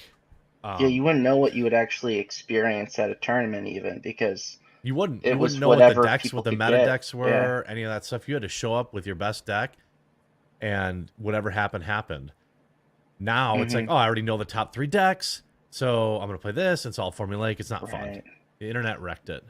Yeah, I didn't even think about that. It's I don't know if you've ever watched the Yu-Gi-Oh TV show, but I watched it heavily back when I was younger. The very first episode had that exact feeling to it, because like there's this one card that was only 4 of them ever printed in the show, the Blue Eyes White Dragon, and so like Yugi walks into Kaiba, this rich dude's house, and he pulls out 3 of them, and he's like, "What?" Yeah, like that's exactly the kind of feeling you would get. I imagine completely killed that concept from the actual card games. So that and printing too many of them. That too, but with the internet, they realized that people are going to sell them anyway, right? Yeah. So here's a good sidestep here, Andrew. You said something a long time ago, probably a week or two ago, that you should be able to separate the art from the artist to enjoy something. Yeah. Like Jeremy's saying the same thing. Like the Harry Potter thing, there's so much negativity surrounding this Harry Potter release right now. And not from any actual fans. Not from fans of the series. It's mostly people who just don't like J.K. Rowling. Yeah. There are people who know Harry Potter, but there are people who aren't Harry Potter fans. Yeah. There are people who are ideologues, political commentators, political, pundits online that have something to say. I'm telling you, Hogwarts that Legacy, game's gonna be great. It's going to be huge. Yeah. Huge. And the game's going to be awesome. And like, I'm going to play it. And it's going to not be about owning the libtards. It's going to be like, oh, this is a cool Harry Potter open world game. Like, please be good. And like, I think it's the game everyone's always wanted. Right. And people, I mean, it could have came out 10 years ago, but even bigger. But like I mean, all the noise around it is irrelevant. Look at all the noise around The Last of Us. That game still sold 20 million copies. Like, or Last of Us 2. Like, all this internet commentators are talking about how, like, oh, it's a travesty. Yeah, it still sold 15 million copies. So, like, people that liked The Last of Us still, like, I tell this to people all the time. Like, I worked at Walmart, and new games came out on Thursdays, I think. And Tuesdays or Thursdays. I think it was Thursdays. And it was like, I sold a lot of games to people that never spent any time on no stupid internet forums. You know what I mean? Like, they came in the day the game came out. They never heard any of the guff. They never heard of any of the online backlash. They didn't give a shit. They were just like, oh, what new games are out? I want to buy it. And like, that's 90% of people that buy video games. We think in the commentary community that the 10% that we are, where we talk about them, that we represent 90, but that's not true. It is a lot smaller of a circle. Like anytime I go out and I was very surprised. I was at work the other day and somebody was like, you like Halo, right? I'm like, yeah. So what about that Halo series? And I was like, oh, this is what we're gonna talk about. Like, I'm not gonna talk about Halo 3 or any of the other good. You're gonna talk about the series that I really just can't stand. Yeah. So like, people want to talk about things that are sucky. Like, no one's talking about House of the Dragon because it's good. Yeah. Isn't it a Outrage coincidence is that more there's popular. the House of the Dragons is very diverse and very strong independent women who don't need no man, but for whatever reason, there's no sexist, racist trolls leaving reviews for it. I wonder why that is. It's like, it's a shield that is used for garbage. It's like, we're the same people watching both shows. It's just when things get politicized. That's another thing I really hate right now. It's like Amazon is literally just calling people racist because they leave a bad review. And it's like, okay, stop. When did that card get turned into a you can't criticize a TV show? It's like, it's just the shield now for shitty products. And yeah, when they know a product's going to be mid, they know that they're like, oh, we'll just say it's racist people. It's like an irrelevant argument when the writing is so terrible you can't watch it. Like, right. But like, normies know. They watch it and they're like, this is dumb, and they tune out. Like, you know how many people they called homophobic because of Batgirl? Well, you know what wasn't homophobic? The numbers. Back when because that show was on TV, I could watch the numbers go down every single week. It lost 50% of its viewership in the first like 4 weeks. Like, that's not homophobia, because literally the only thing you advertised with, she's gay. It's great. Yeah. So like, whoever watched it, who tuned in, knew she was gay. So then they were like, oh, well, we lost half of our viewers in like 5 episodes. Homophobes? Like, no, player, that doesn't work. Deflecting with an insult that has nothing to do with the show is not, well, I mean, it could have to do with the show, but the bad writing is 9 times out of 10 the problem. Well, and people are waking up to that. Like, people know, like, you can't just keep calling everything racist, okay? Like, are there racist people who think like, I don't like any darkies in my elves? Yeah, there's 3 of them, okay? Yeah. There's 3. All right, and they're dumb and stupid and racism is bad, okay? But the other, you can't just use those 3 idiots to wipe out 100,000 valid complaints. I mean, I can count on one hand. I can count on one hand the amount of like racist people I've met in my life, in real life. Yeah. I mean, I've met them, but like, I have, they exist. It's usually it's usually not, well, like, I remember there was some guy at the local pub who I was friends with or friendly with, and like thought we were closer than we really were. And he was like talking about basketball players, and he dropped the N-word. And I was like, dude, that's just not cool. Like, we can't hang out if like you talk like that. I never heard him say it again. But I'm like, I know he would say it. Like, Right. if like I didn't like get in his face about it, obviously, like, but I was like, bro, no. It's like, no, I'm not okay with that. And like, so I'm, I never pretend like it doesn't exist, but like, I don't know if he thought he was trying to be cool or whatever. I'm like, nah, dude, I'm not playing that. And there are people that say like stupid shit, yeah, but that shield does not extend to everyone else, and I'm getting tired of it. You can't say that 90% of the people that are watching that don't like it are the R word. Like, that doesn't work. Yeah. No, you know what else is really annoying at this rate? Every time someone in a show like complains about the social media hate they get, because 90% of those, I'm willing to bet my life on, are bots. Of course it is. Well, no, they're just troll farm bots. Like, the vast majority of the comments that they're getting, the hate and harassment, are not real people. Like, how many times do those actors and actresses go down the street and get harassed by people? Never. It's never happened. Exactly. Yeah. Never happened in their entire lives. So why do they all of a sudden believe that probably... What happens to Jussie Smollett now? I mean, Yeah. I mean, they're probably even owned by the CCP or something, trying to cause strife. I don't know. But you know who that's I think more owns likely than... Huh? You know who I know who I think owns them? Them? Disney. Yeah, Amazon. Yeah. Controlling the narrative probably. kind of a deal. Think about it. I go to you, Andrew Bezos. Hey, what if I told you that could generate you $10 million in free advertising right now for like, I don't know, $5,000? Oh, yeah. Would you be interested in that? Sure. Do you want, I mean, like, yeah, right?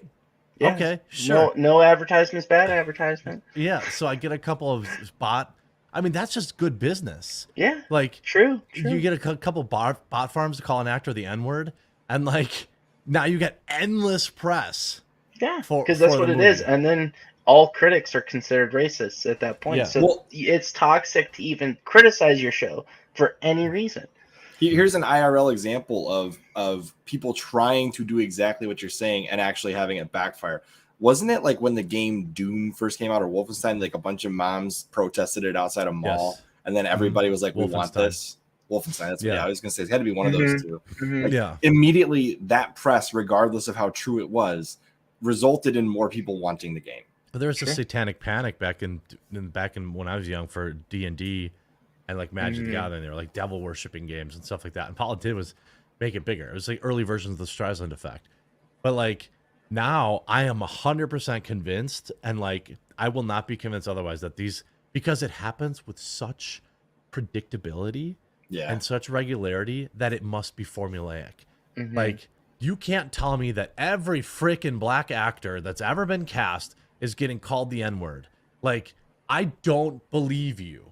Like, I don't believe that these are coming from real people who are like, and like, it doesn't matter. Disney's like, we stand, like the freaking Star Wars account is like shouting down like, we stand against our racist fans. Like, easy player. Look at the China. Look at the artwork for China. Look at the artwork for China. Disney. Oh yeah. Tell me you guys actually do. Like, tell me. Come on. Yeah.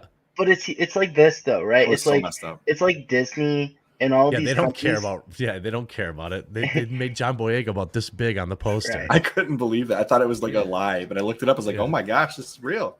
Yeah. But it's like everyone has forgotten the 90s and early 2000s where movies just had diversity in it and didn't make a big deal about it, and no one cared. Like, it was just normal. There's like a Matt Damon one where he's a lawyer. I forget what it's called, but the judge is black. The prison guards are black. No one bats an eye. No one says anything because Fresh Prince was the biggest show on TV. Yeah, that too. Yeah, like, I love that show. Rush Hour movies were huge. Yeah, Chris Tucker, Jackie Chan, massive. Neither of them white. Did they get a bunch of racist hate? No, everyone loves them. Right? Isn't that weird? Yeah, Right? isn't that weird? We just randomly became more racist all of a sudden. Only as a on bad country. projects, by the way. Yeah. Racism doesn't exist when a show is universally Right. liked. It's Right. only that's what's like so infuriating and so rage inducing for me. It's like, bruh, like we have House of the Dragon and Rings of Power going This is on a right now. perfect study. Yeah. The same Perfect. people are watching both shows, and suddenly, and both shows are stunningly diverse and women first, strong independent women on both shows who don't need no man. But for whatever reason, it's only experiencing all sorts of sexism and racism on House of the Dragon. I'm sorry, on Rings of Power, the show that's getting panned. You know, the show that isn't good. They must regret releasing it at the same time because They it probably makes it thought they that were going much to really worse. pound their chest, though. They were probably like, Yeah. yeah, this is going to be. They should have waited or dropped it early. I thought it was a sweet Chad move that the day Rings of Power came out too, House of the Dragon released episode 1 for free on YouTube. That was a great marketing. I mean, they know theirs is good. Right. They're not worried about it. I will say this about HBO, like, I think they they've had a lot of shows that they cut off early. Like, I thought The Leftovers was really good, disappeared early. They do have a weird thing, like, but like generally what they put out is pretty good. Yeah. Like, it may not be your cup of tea, like it may not be to your taste, but it's not like it's an objectively bad show. HBO doesn't really do that often.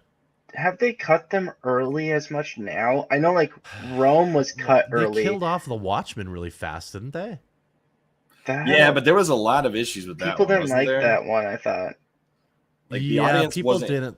It wasn't huge. Like it wasn't huge, but it wasn't audience. tiny. It was like 10 million. It wasn't a big. I think it was lower than what they expected. It was what was it? Was it called The Watchmen?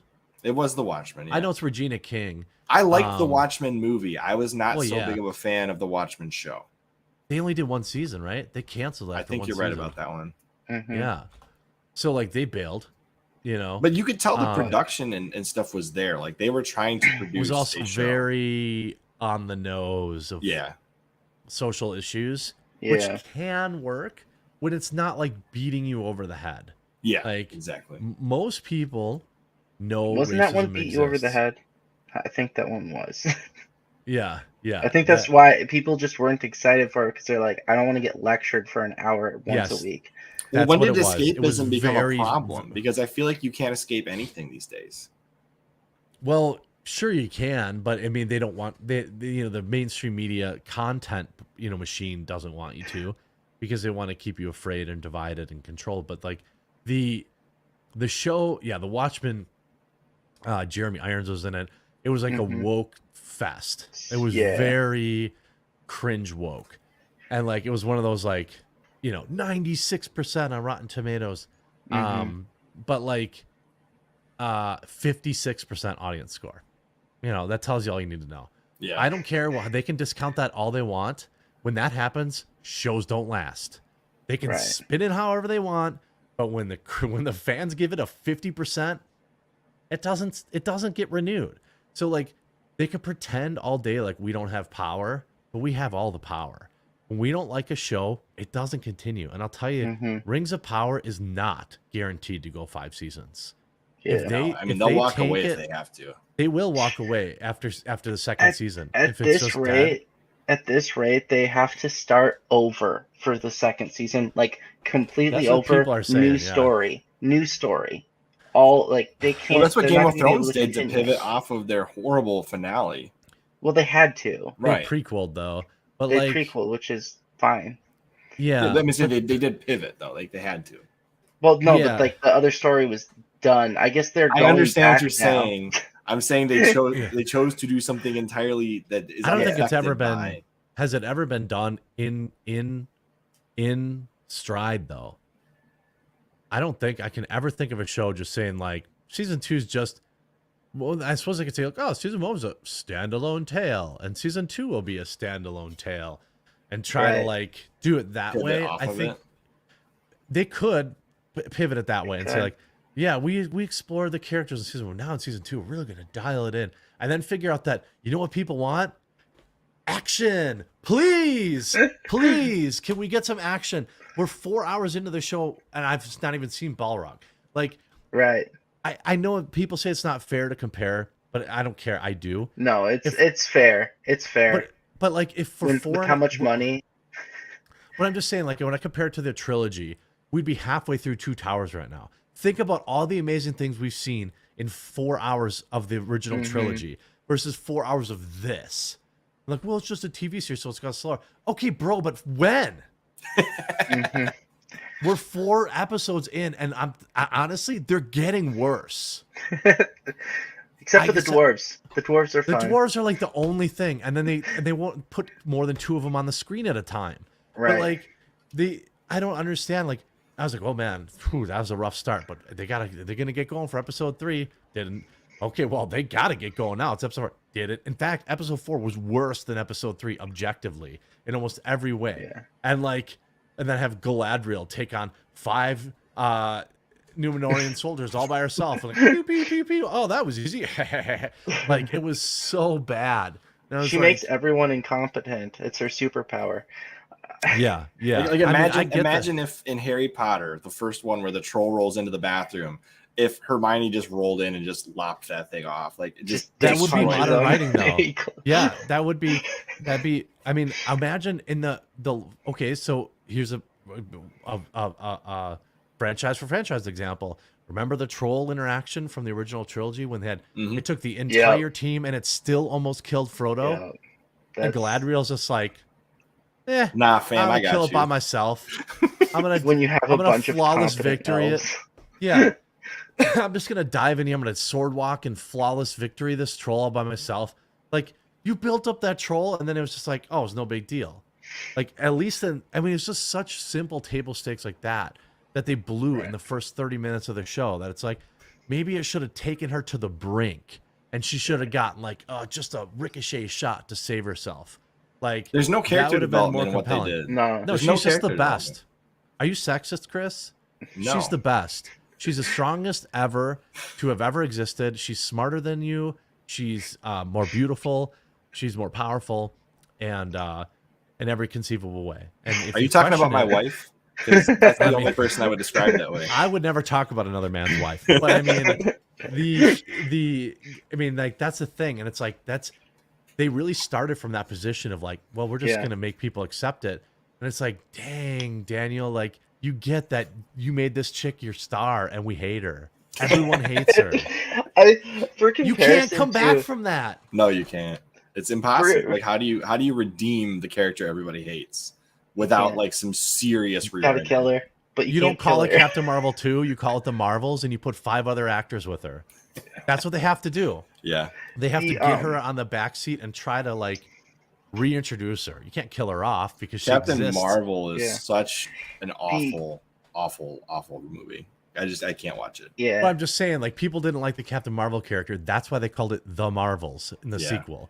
They didn't call it Captain Marvel because they're like, well, we can't admit that people don't like this character. So, like, we can't admit. They could have literally released a 2-hour film of like somebody unrolling a roll of toilet paper between Infinity War and Endgame, and like acted like it was required viewing, and it would have made $1 billion, because that was at the height of Marvel fever, and Captain Marvel was like required viewing. You had to know because the next movie was going to be next movie's Infinity War. It's on. Yeah. So it's like you had to see it. Everyone had to see it. Now I bet in the wilderness, like in a vacuum, Captain Marvel makes 500 million, 600 million at the theater, and like, which is not nothing, but like that's a loser for Disney. So it'll be interesting. You know, the Marvels will probably make 500 to 700 million. I bet. You know, like there's no way it makes $1 billion. That's insanity. No, They'll never do that. She-Hulk. That's too much betrayal at this point. Apparently, She-Hulk is dead.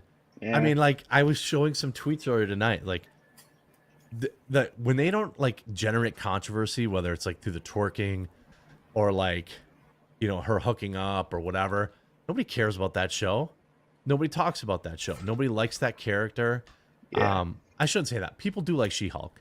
But, like, again, Disney Plus can have a whole cast of these, a whole run of these shows, like Miss Marvel, She-Hulk, that don't have to be that they don't have. But I mean, like they don't have to be like Loki. A tie-in, right? They, Oh, but yeah. they don't have no. I mean, like they don't have to be a 2 million viewer episode per episode show. They don't have to be WandaVision. They can just have these shows that are tier B. Yeah. But like, if that's what Disney Plus is supposed to be for, but what they're gonna do is they're gonna cram them onto the big screen, and they're gonna be disaster. And that would be the worst thing for She-Hulk, like, or Right. Miss Marvel or whatever, you know. But low key, all of the Hulk movies have been pretty good. Yeah. Like Edward Norton Hulk, the old school Hulk movies, Old ones, okay, yeah. like They the were original Hulk. Lou Ferrigno. No. Okay, yeah, you're right. Sorry, not the original Hulk. What is it, like Hulk 2000 or whatever? It was just like a rage talking machine about- of action. You're talking about Edward Norton? I believe That's so. Hulk? Yeah. Yeah. Before Mark Ruffalo took over. Before Yeah, Mark Ruffalo. that Although one, I don't hate Mark The Ruffalo's previous. rendition. It's pretty He's decent. fine. I don't like the stupid, like Mark, like half Hulk, where he still looks like Mark Ruffalo. I hate that. Mhm. You know that he just negotiated that in so that he could have his likeness. Like he Be part wanted of it. Mark Ruffalo screen time because it's stupid. Like because there's no difference now between Hulk and David Banner. Mhm. It's just Hulk all the time, right? Like he doesn't. This is the one I'm talking about, though. Yeah. 2003, I think. Yeah, 2003. There were some great games that got made out of this movie. Yeah, who's in it? Who's the Hulk in that? I'm trying to remember. Yeah, it was Eric Banadinovich? Huh? That sound Jennifer right to you? Connelly's in there, right? Yeah, this is the one I remember because this came out. I mean, I have to look at some screenshots of that. I'll age myself here. That I'm came out sure when I I was saw it in the 11. theater. When Yeah, I was remember 11. this one. I'm sure I saw it in the movie theater. You It know was what pretty I mean? good. I mean, it definitely kept my attention because I remember it. Right? If it didn't keep my attention, I don't remember it. So this is where he was experimented on as a kid, and yeah, then it showed he's at like the whole university, backstory and and everything. It was he good. gets hit by the radiation, and then triggers everything. Okay, so was this even a Marvel production? No, I don't think it was. Yeah. and then It shows didn't they have Marvel the in it. sequel with It his does show father, Marvel or in was it. his father in Oh. this one?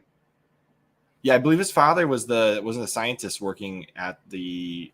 Was it like some kind of But radioactive was he in experimentation? was he in the first one? I can't remember if his father's the villain in the first one.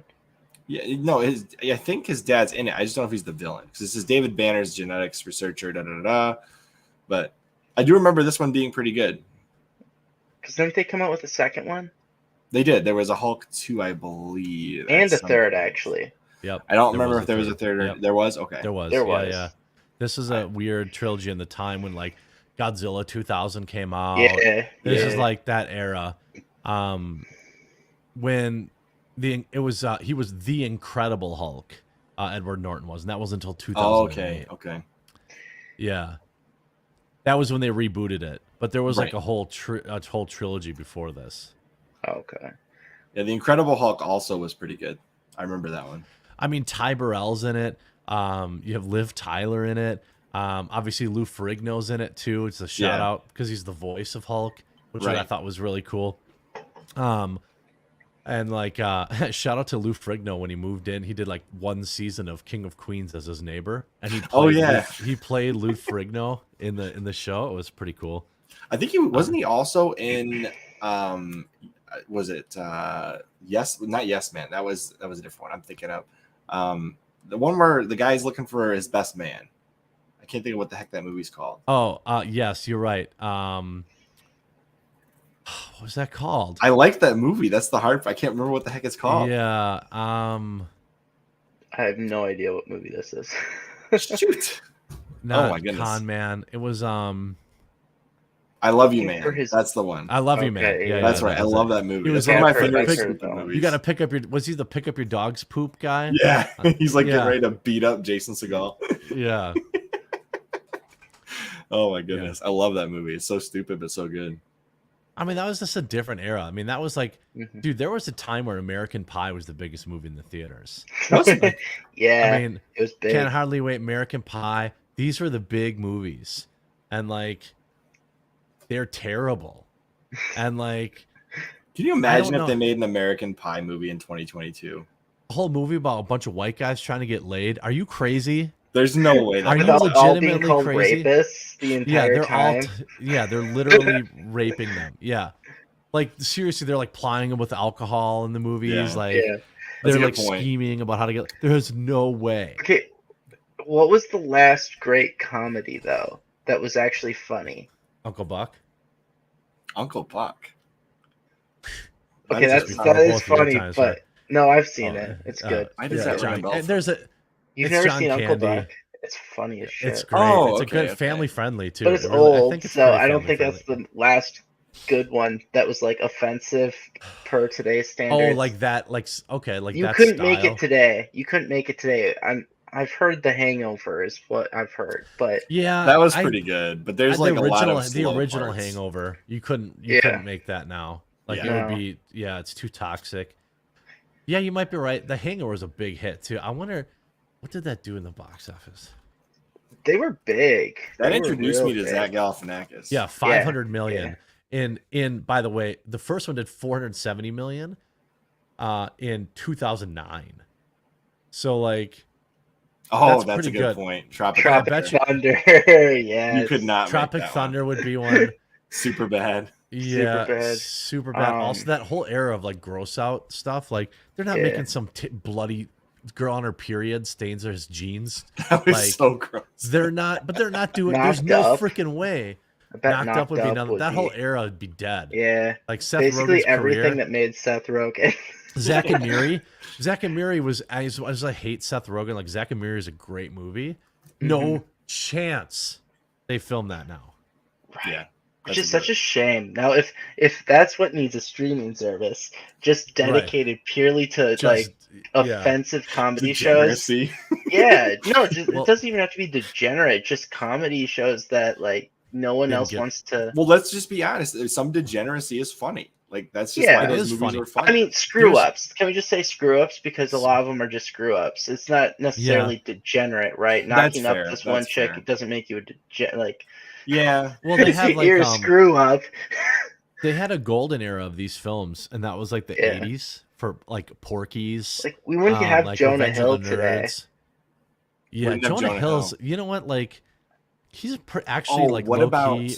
Oh God, Wolf of Wall Street. That's not a comedy though. I mean, I guess depending on how you look at it. You can make it today because it has Leonardo DiCaprio in it. Let's be honest. True. No one even turns the women him down. Yeah, the women in that movie are still kind of boss bees too. True. Like they're not. The also, women aren't really degraded. You wouldn't be able to make it today just because you wouldn't have that corrupt Malaysian guy. You wouldn't have him. Yeah, right. Oh, The Hangover or which? No, for Wolf of Wall Street was basically paid for by Malaysia's sovereign wealth fund. Oh yeah, I forgot about that. I totally forgot about that. You couldn't make it today because no one would just throw 100 mil at Leonardo. You couldn't fund it. Yeah. That was that's actually true. Yeah, The Hangover is probably the last. That's 2009. That wasn't that long ago, but that was probably the last. Or Hangover 2. I mean, I guess there's a third one. What about the? I know the third one bombed. Rush Hour was movies. Pretty decent. I didn't mind the third one, but it basically follows the same. Go ahead. Rush Hours were clean though. They were. The last one was about where he was talking about the one chick who had her head shaved. He had a lot of jokes about her being a man. That'd be considered offensive today. Nowadays, yeah, and that was 98 Rush Hour. And Rush Hour. No, but that was Rush Hour. But Rush Hour 3 is the one with the shaved, the French one. Yeah. I forget what year that came out. That was like. It only made 250 million at the box office. Rush Hour 3, 2007, that came out in. This movie would never get made. Nope. Larry the Cable Guy. I mean, that was an era of just the worst. Like Waiting, like Waiting would never get made nowadays. Would Ace Ventura be made? I don't know, because like I think that it wouldn't be as big. Right? It wasn't offensive, was it? Oh, dude, of course it was. Yeah, it was. He pukes because of the trans girl. He like hooks up with the yeah. That would no way. And then there's also the one where he's with the native African tribe and he basically colonizes. Yes, that's true. He does that. The I forgot about the Finkel and Einhorn thing. That would never happen nowadays. I was going to say that's a lot more offensive to the modern sensitivities than I Yeah. would have initially thought. Yeah, that one would be. You could make that movie if you cut that scene. Yeah. Kingpin would be another, like, you probably aren't making Kingpin. You don't think so? Maybe not. And I don't maybe it's remember okay. that one being Woody out. Harrelson's pretty like cancel proof. You could He's still done a make lot of- Shallow Hal. That Oh one, my you God. could not make that now. Shallow Actually, Hal- no, you could still make You Shallow couldn't. Hal. No, you couldn't, because the second main character is he got Me Too'd. Wasn't it What? Horatio Sands? He was his plastic surgeon buddy? Or is that a different movie? I don't remember. I don't know, but you could make this. You could totally make this. It's all about fat positivity. Are you thinking of Good Oh. Luck Chuck? I am thinking of Good Luck Chuck, yeah. Yeah. Shallow Hal is, yeah, you're right. That Yeah. You could make that. Yeah, Because when you said Tony the Robbins plastic is surgeon giant head. friend, immediately in my mind, like, oh, Good Luck Chuck, because he marries the woman with 3 boobs. Yeah, yeah. Yeah. Shallow Hal was that was a terrible Jack Black movie. Just like that was when, like, and Gwyneth Paltrow too. They're both embarrassed about that. Gwyneth Paltrow in a fat suit. It's and, so like, bad it's actually good. Jason Alexander too, with his creepy goatee. Oh man, what about like the Will Ferrell movies? Is there any Will Ferrell movies you think couldn't get made today? So many, man. So many. Almost all of them. Yeah. I mean, do you think Wedding Crashers could get made right now? No. No way. Deceiving women into sleeping with you? No chance. Yeah, there's no way you can make that. Blades of Glory could still be made. Blades of Yeah, Glory that's could. true. Are they making fun They of would the? have to make them gay. Yeah, I was gonna say, like, because it's a little, because effeminate. They make some jokes like at the There's expense too of many, that and effeminate. yeah, there's too many gay jokes. But Well, there was Yeah. the 2 hot dogs and 1 bun joke, and that still cracks me up. Yeah, you can make. Yeah. The thing is, like, I have gay friends who aren't. Dude, like, you can make gay jokes with gay people. You just can't be a bigot. Like, Yeah, Yeah. can't be- you can. It's not a big deal. oh, it wouldn't to be. make It jokes wouldn't about even it. be the. It wouldn't even be the gay community upset by Blades of Glory. It Right. would be the allies. Yeah, the overweight, middle-aged women who think that they're being stunning and brave. Yeah. like, I just have like one comment on this. If people are comfortable in their own skin, they don't take offense easily. No, I mean, like, I make, like, plus also people know, like, when it's you, right, between 2 people that know each other, Exactly. like, and if you make crack, they know you're not, like, malicious. It's just that That's the word I people was not- looking for. Malicious. Yeah, There you go. people nowadays are like, they ascribe malice instantly to everything, and it's like, like, we don't say the bundle of sticks words anymore, but, like, people forget that was in, like, every 90s movie. And Yeah. every 90s song, especially Eminem, I remember that dude threw that word out every single Oh, Yeah. that's why song he Eminem's wrote. such a hard virtue signaler now. He knows all his old lyrics, so get him canceled. But, like, I rewatched Bill and Ted, and then there's, like, a scene where they, like, roll down the stairs and they're happy that he's not dead. He's like, "Oh my god, I'm so happy you're dead," and he's just like, "Bundle of sticks." And I was like, "Whoa!" They left that in. They didn't, like, digitally edit that out. I was shocked. But I look back at the 90s. I was like, it was in everything. Like, it was not even. And by the way, like, gay jokes in a disparaging way were very common too. So I'm not saying they were all okay. Chuck and Larry. I now Chuck pronounce and you Larry. Chuck and Larry. That could probably still get that produced. You would could be still make it. fine. You could still Yeah. make it. What about Adam Sandler's other movies? I think he would be okay. He's pretty. He's Like, pretty. He's His pretty- humor is like middle school Neat. humor a lot of the time. I don't Yeah. think it ages well, but I don't think he'd get canceled for it. Like, Also, most comedians that you hear talking about it, they're like, everyone wants to be included in their jokes. It's right? garbage. Yeah. When people try to cancel them, it's like, people, you're not the person who's being offended, even if this is offensive. So stop complaining. Yeah, like, maybe, the ultimate, my opinion on it was always the ultimate approval that you're just like anyone else is when you can get made fun of, the same as anyone else. when you're like off limits, that's like being treated like you can't handle it. I don't think that a lot of people would appreciate that.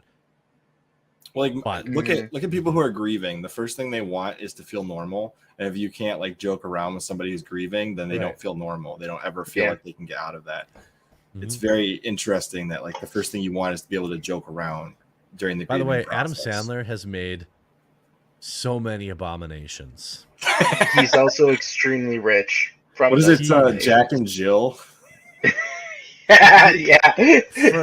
For a guy that's got, I don't know, let's call it 40 movies. Yeah. He's got like 4 really good ones. Yeah. Like Uncut Gems is really good.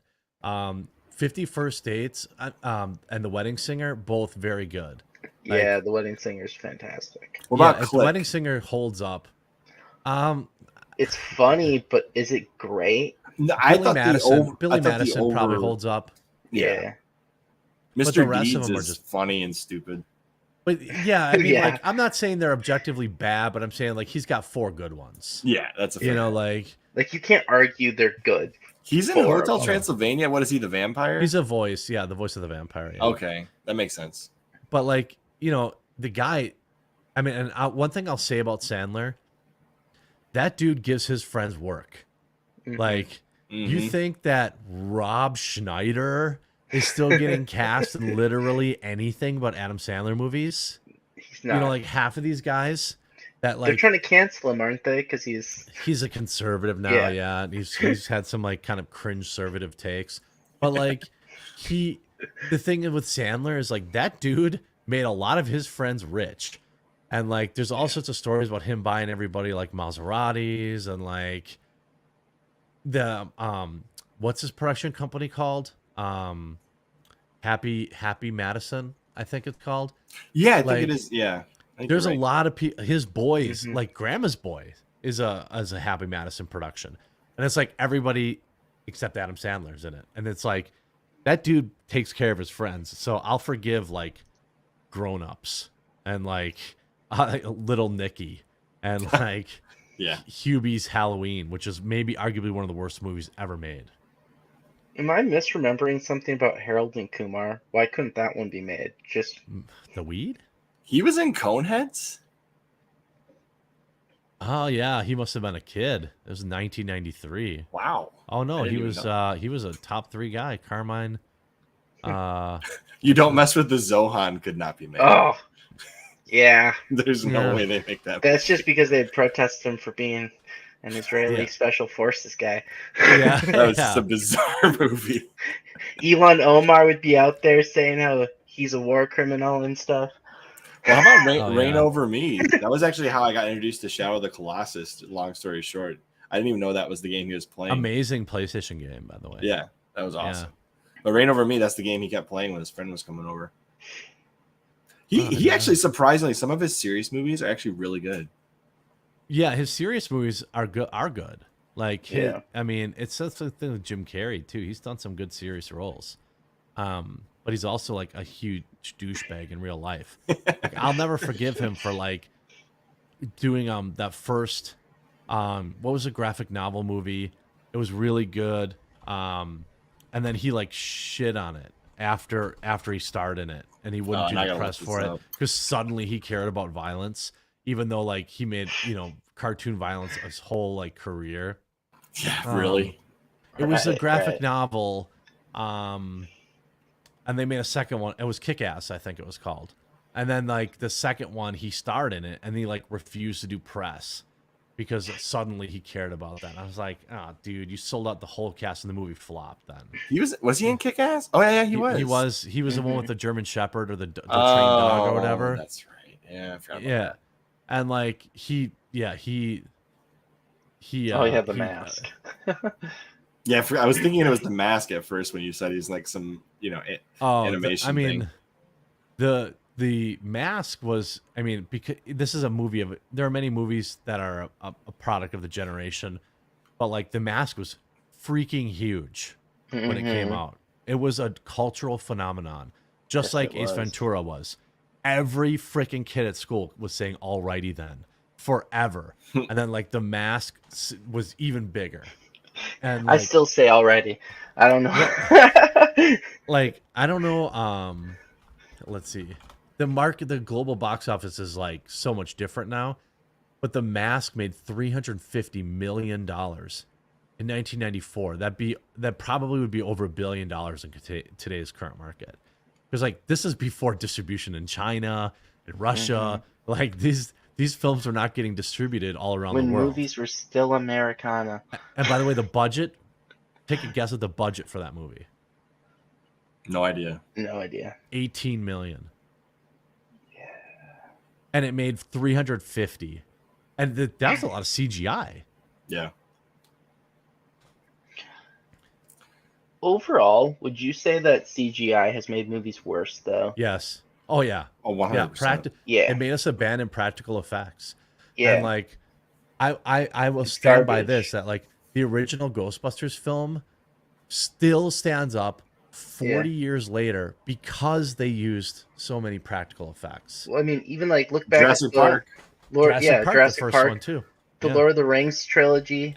Like Yep. the 90s and 2000s have some of the best movies that just stand up because like it just feels like a home movie kind of thing. Like the filming style and everything, the quality of the cameras make it where it doesn't seem old. It seems right for the era in a weird way. Yeah, well, it ages fine. You know, Yeah. like it CGI does not age well. And No. this is what I always say about Marvel movies. Go watch the Avatar. Dude, right? And It's that was so supposed to be bad. like, and it was like mind melting at the time. Yeah. It was like, oh my God, all these effects. Nobody's going to remember Marvel movies. Like this is what partly because of the CGI, not entirely, but like the Marvel movies are not going to age like Ghostbusters did. There's not going to be people in 20 years talking about Endgame. Just like convince me I'm wrong. You know, like there's no standalone Marvel movie that's going to be a classic. Like Iron Man. the original Iron Man. The original Iron Man. That's still a maybe. good movie. It's That's so still good. But Yeah. like, yeah, for the CGI thing, all someone has to do is go look at that Avatar movie because that scene where the avatars are out and about, and then like the chase scene where he's being chased by that one like cat creature thing, Yeah, it looks it's terrible. so bad. It looks It's like I'm PS1. watching like Yeah. it looks like I'm watching the little claymation thing. Mhm. It like, you know, that old like that And they're cartoon where it's, re-releasing like, clay things? doing like 7 more of those movies too. I By the way, know, I think a yeah. huge mistake. I think that's a huge Yeah. mistake. They're gonna Well, be like with they're gonna be CGI, exactly the thing like that- this. Lord of the Rings. This Yeah. Rings of Power. It's gonna be just like that. Really pretty, but maybe completely lacking of substance. Yeah. Yeah. The original Avatar was a success. It made I was one of the first $1 billion movies, I think. Is that Yeah. am I wrong? I think you're right about that. It was the first one to compete with the Titanic. Made Oh, that's not 2.8 it. billion. 2.8. Yeah. It made more than the Titanic. In fact, it made more than Avengers Endgame. Yeah. And But that's that was the unadjusted. first one to supplant Titanic's Yes, box office. correct. All I can say though is, while the world is cool and like the creativity with it, the story itself is not unique. No, I know. It was a cultural phenomenon because it was like, oh, you got to see Avatar. The effects are crazy. Yeah. So everyone went and saw it, but the movie's not good. And then, you know, and honestly, like I never saw it in the theater, and I also never saw Titanic in the theater either. But I've seen them now, and they're just not very good. Yeah. Titanic is another one. That movie is not good, but like, it was just like the product of its time. And like Right. Leonardo DiCaprio, and then the female star, they're both pretty big. Is it Kate Winslet? Who the hell is in that? Yeah, Kate Winslet. Damn, yeah, good. I still got it. Like the movie is not like that great, but it just was weird, and everyone went and saw it. Like you knew how it was gonna end.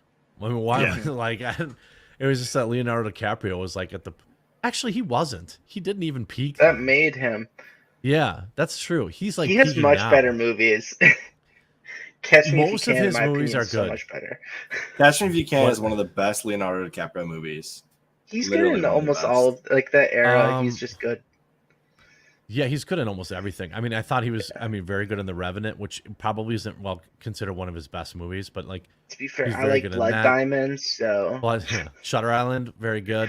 Blood Diamond. If you go to his earlier The career, Aviator. The Aviator is very well received. Um, I thought there Trying to was think, some earlier movie that I there's a really couple liked of other his. ones.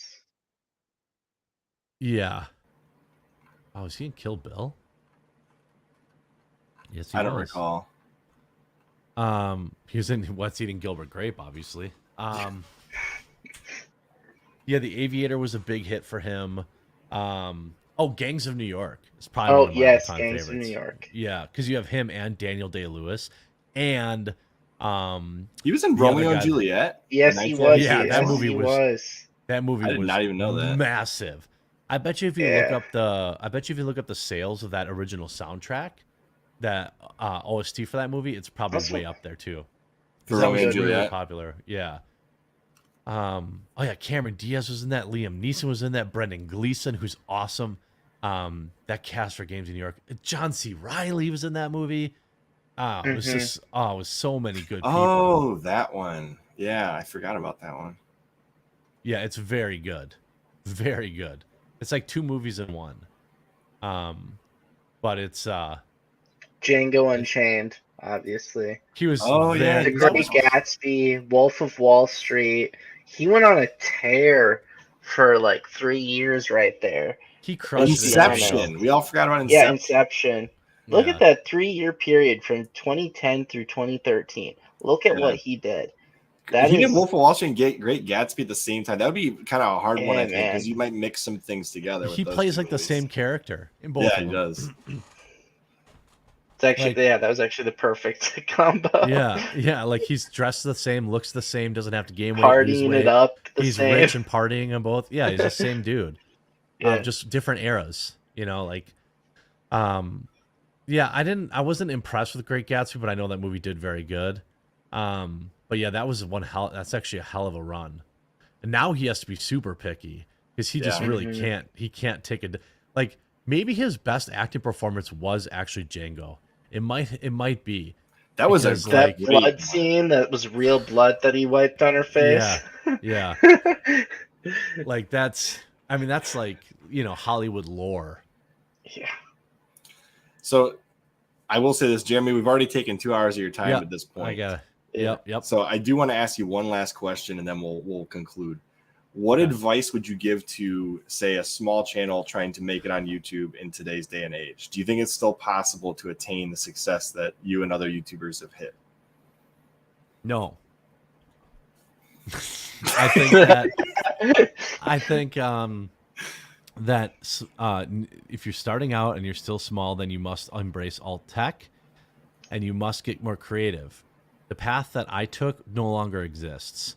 The path of commentating on things and finding an audience no longer exists. Not in the way that I did. The way that exists nowadays is very different and way more difficult. It's way more difficult to make it now. That doesn't mean people should stop trying. It just means that people need to understand that they need to work harder than I ever had to. Embrace alt tech. Understand that your best chance to find audiences are in BitChute, Odyssey, and Rumble. Use alt social media. Like you have to try to, embrace all the little loopholes that you get. Shorts, TikTok, popular apps that you might not want to associate yourself with. Try to find one thing that works and then just beat it to death. I mean, and for me, I don't think that, if I started right now, would I ever be this big? I don't believe so. I don't think I would ever break 10,000 subs if I just started a new channel. But the good news is there are more avenues than ever to get your content out there. And you should spend your time in waters that are less congested. So even if the audience on BitChute or Rumble is much smaller than on YouTube, you have a much better chance. You have a much greater chance of actually reaching them. than you do on YouTube. I mean, just quite frankly, like it's you don't see new channels like popping anymore. If you search anything in pop culture, do you ever see a new channel? It's the same 10 channels. I'm one of them, but it's like the same people all the time. And you know, if you continue to, you know, I know that, for example, you guys, you know, you understand alt tech and that how important it is and how easy it is. Like it takes like 2 seconds just to hook up your channel on YouTube. You can still upload to the same Auto place. uploading is fun. Yeah, but I mean, like, you know, it's you have to stay on top of where the new people are and put your content there. I'm not saying that you can't make it on YouTube. I'm just saying asking me that is like asking how to win the lottery. You know, like I don't know. I got very lucky. You know, I also had an existing channel at the time. Like I've always jumped from one channel to another, and I've always had kind of like a group of people following me. So it's easy to start out when you have 1,000 people to start with. So, you know, I think create content, and then you have to spend almost as much time just grinding your content out there than as you do creating it, because it's hard out there for a pimp. Like it's hard to get people to see your content unless you're lucky, unless you're like, oh, I've been creating these weird videos where I chew vitamins, and suddenly it's this weird thing where vitamin chewing is a popular thing on YouTube. It's like, I don't, you know, like, do I think that there could be a new ASMR channel right now that'd be popular? No, I think that space is like totally full, and like that was a phenomenon for a couple of years. Now the space has kind of died off. Commentary is the same thing. So like, be open to trying new things. Don't be like such a baby about putting out shorts or about, because that stuff matters. Like you have to, like, if YouTube says it's important, you have to do it. I don't care if you want to or not. And like alt tech is the way, you know, and you know, think about, you know, when you stream using restream. So like you should be restreaming, you should be streaming this to Twitch. You should be streaming this to Rumble, all the stuff that you're not doing right now. Like you pay for a Restream account. I'm not endorsing Restream. If there's other services that do it, whatever, that's fine. That's just what I use. So like you have to cast a much wider net in 2022 than you ever did before. But the good news is you actually can. 5 years ago, there was only YouTube. And now you have BitChute, Odyssey, Rumble. And Rumble is going to be the real deal. You know, maybe not for our type of content, but like I just saw Salty Cracker had like 40,000 people watching him live. Wow. On Rumble. On Rumble. Wow. Now he makes politically charged content that just steers towards conservatives, which are on Rumble right now, but it won't always be that way. Mm-hmm. So yeah, Rumble's you know, getting pretty big right now. it is. And like I hope it doesn't, I hope it's not like it's cringe-servative echo chamber, but like, you know, I'm happy that it's there and competing, and that they have VC funding and they have money to give exclusive deals, and they've been really nice to me and offered me a lot of, you know, help there. And like, I know Rumble doesn't want to be politics only. They want to compete with YouTube. So like there's stuff like that, you know, yes, oh my God, it's True Social. I hate it. Yeah. Create an account and post your content there. Oh, I don't want to create a Gab and a Getter and a, okay, well, that's what I do. You know what I mean? And I'm already up the ladder and I still have to do it.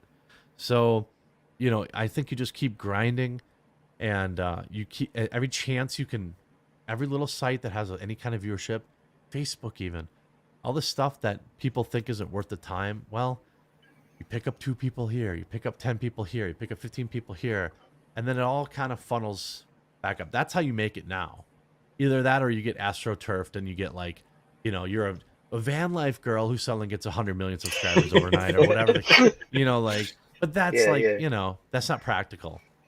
What is practical is you can, you know, put your D in the dirt, so to speak, get your content out on as many platforms as possible, be smart about how you talk in your videos, promote a single, like you guys have a website, which is smart. You promote a single point of contact. All my website is my, you know, my videos. But now if you're on BitChute or if you're on Odyssey or whatever, and I say thequartering.com, it's all the same. And you can bring people back to a central hub. So there's that. be realistic, and just, it's got to be fun. If it's not fun, then you will burn out, and then you might as well just not do it. So do what's fun. And I try to give practical advice. I guess I think I did that. So say, cast a wide net is if you're going to catch the krill, you got to cast a wide net. Got to have a really thin net to catch krill. But I mean, I don't know about your thickness or anything, but you have 4 kids, so I mean, something like that. Oh man. Well, Jeremy, we really appreciate you being on here. Gave more time than I even expected. I really appreciate that. You're just a cool dude. So thanks, guys. Thanks for having me. I'm gonna go to bed. So have a good night. Yep. Good night, man. As always, I'm Chris. I'm Andrew. And I hope you enjoyed us on our awesome channel called The CHRILLCAST. We'll see you all on the next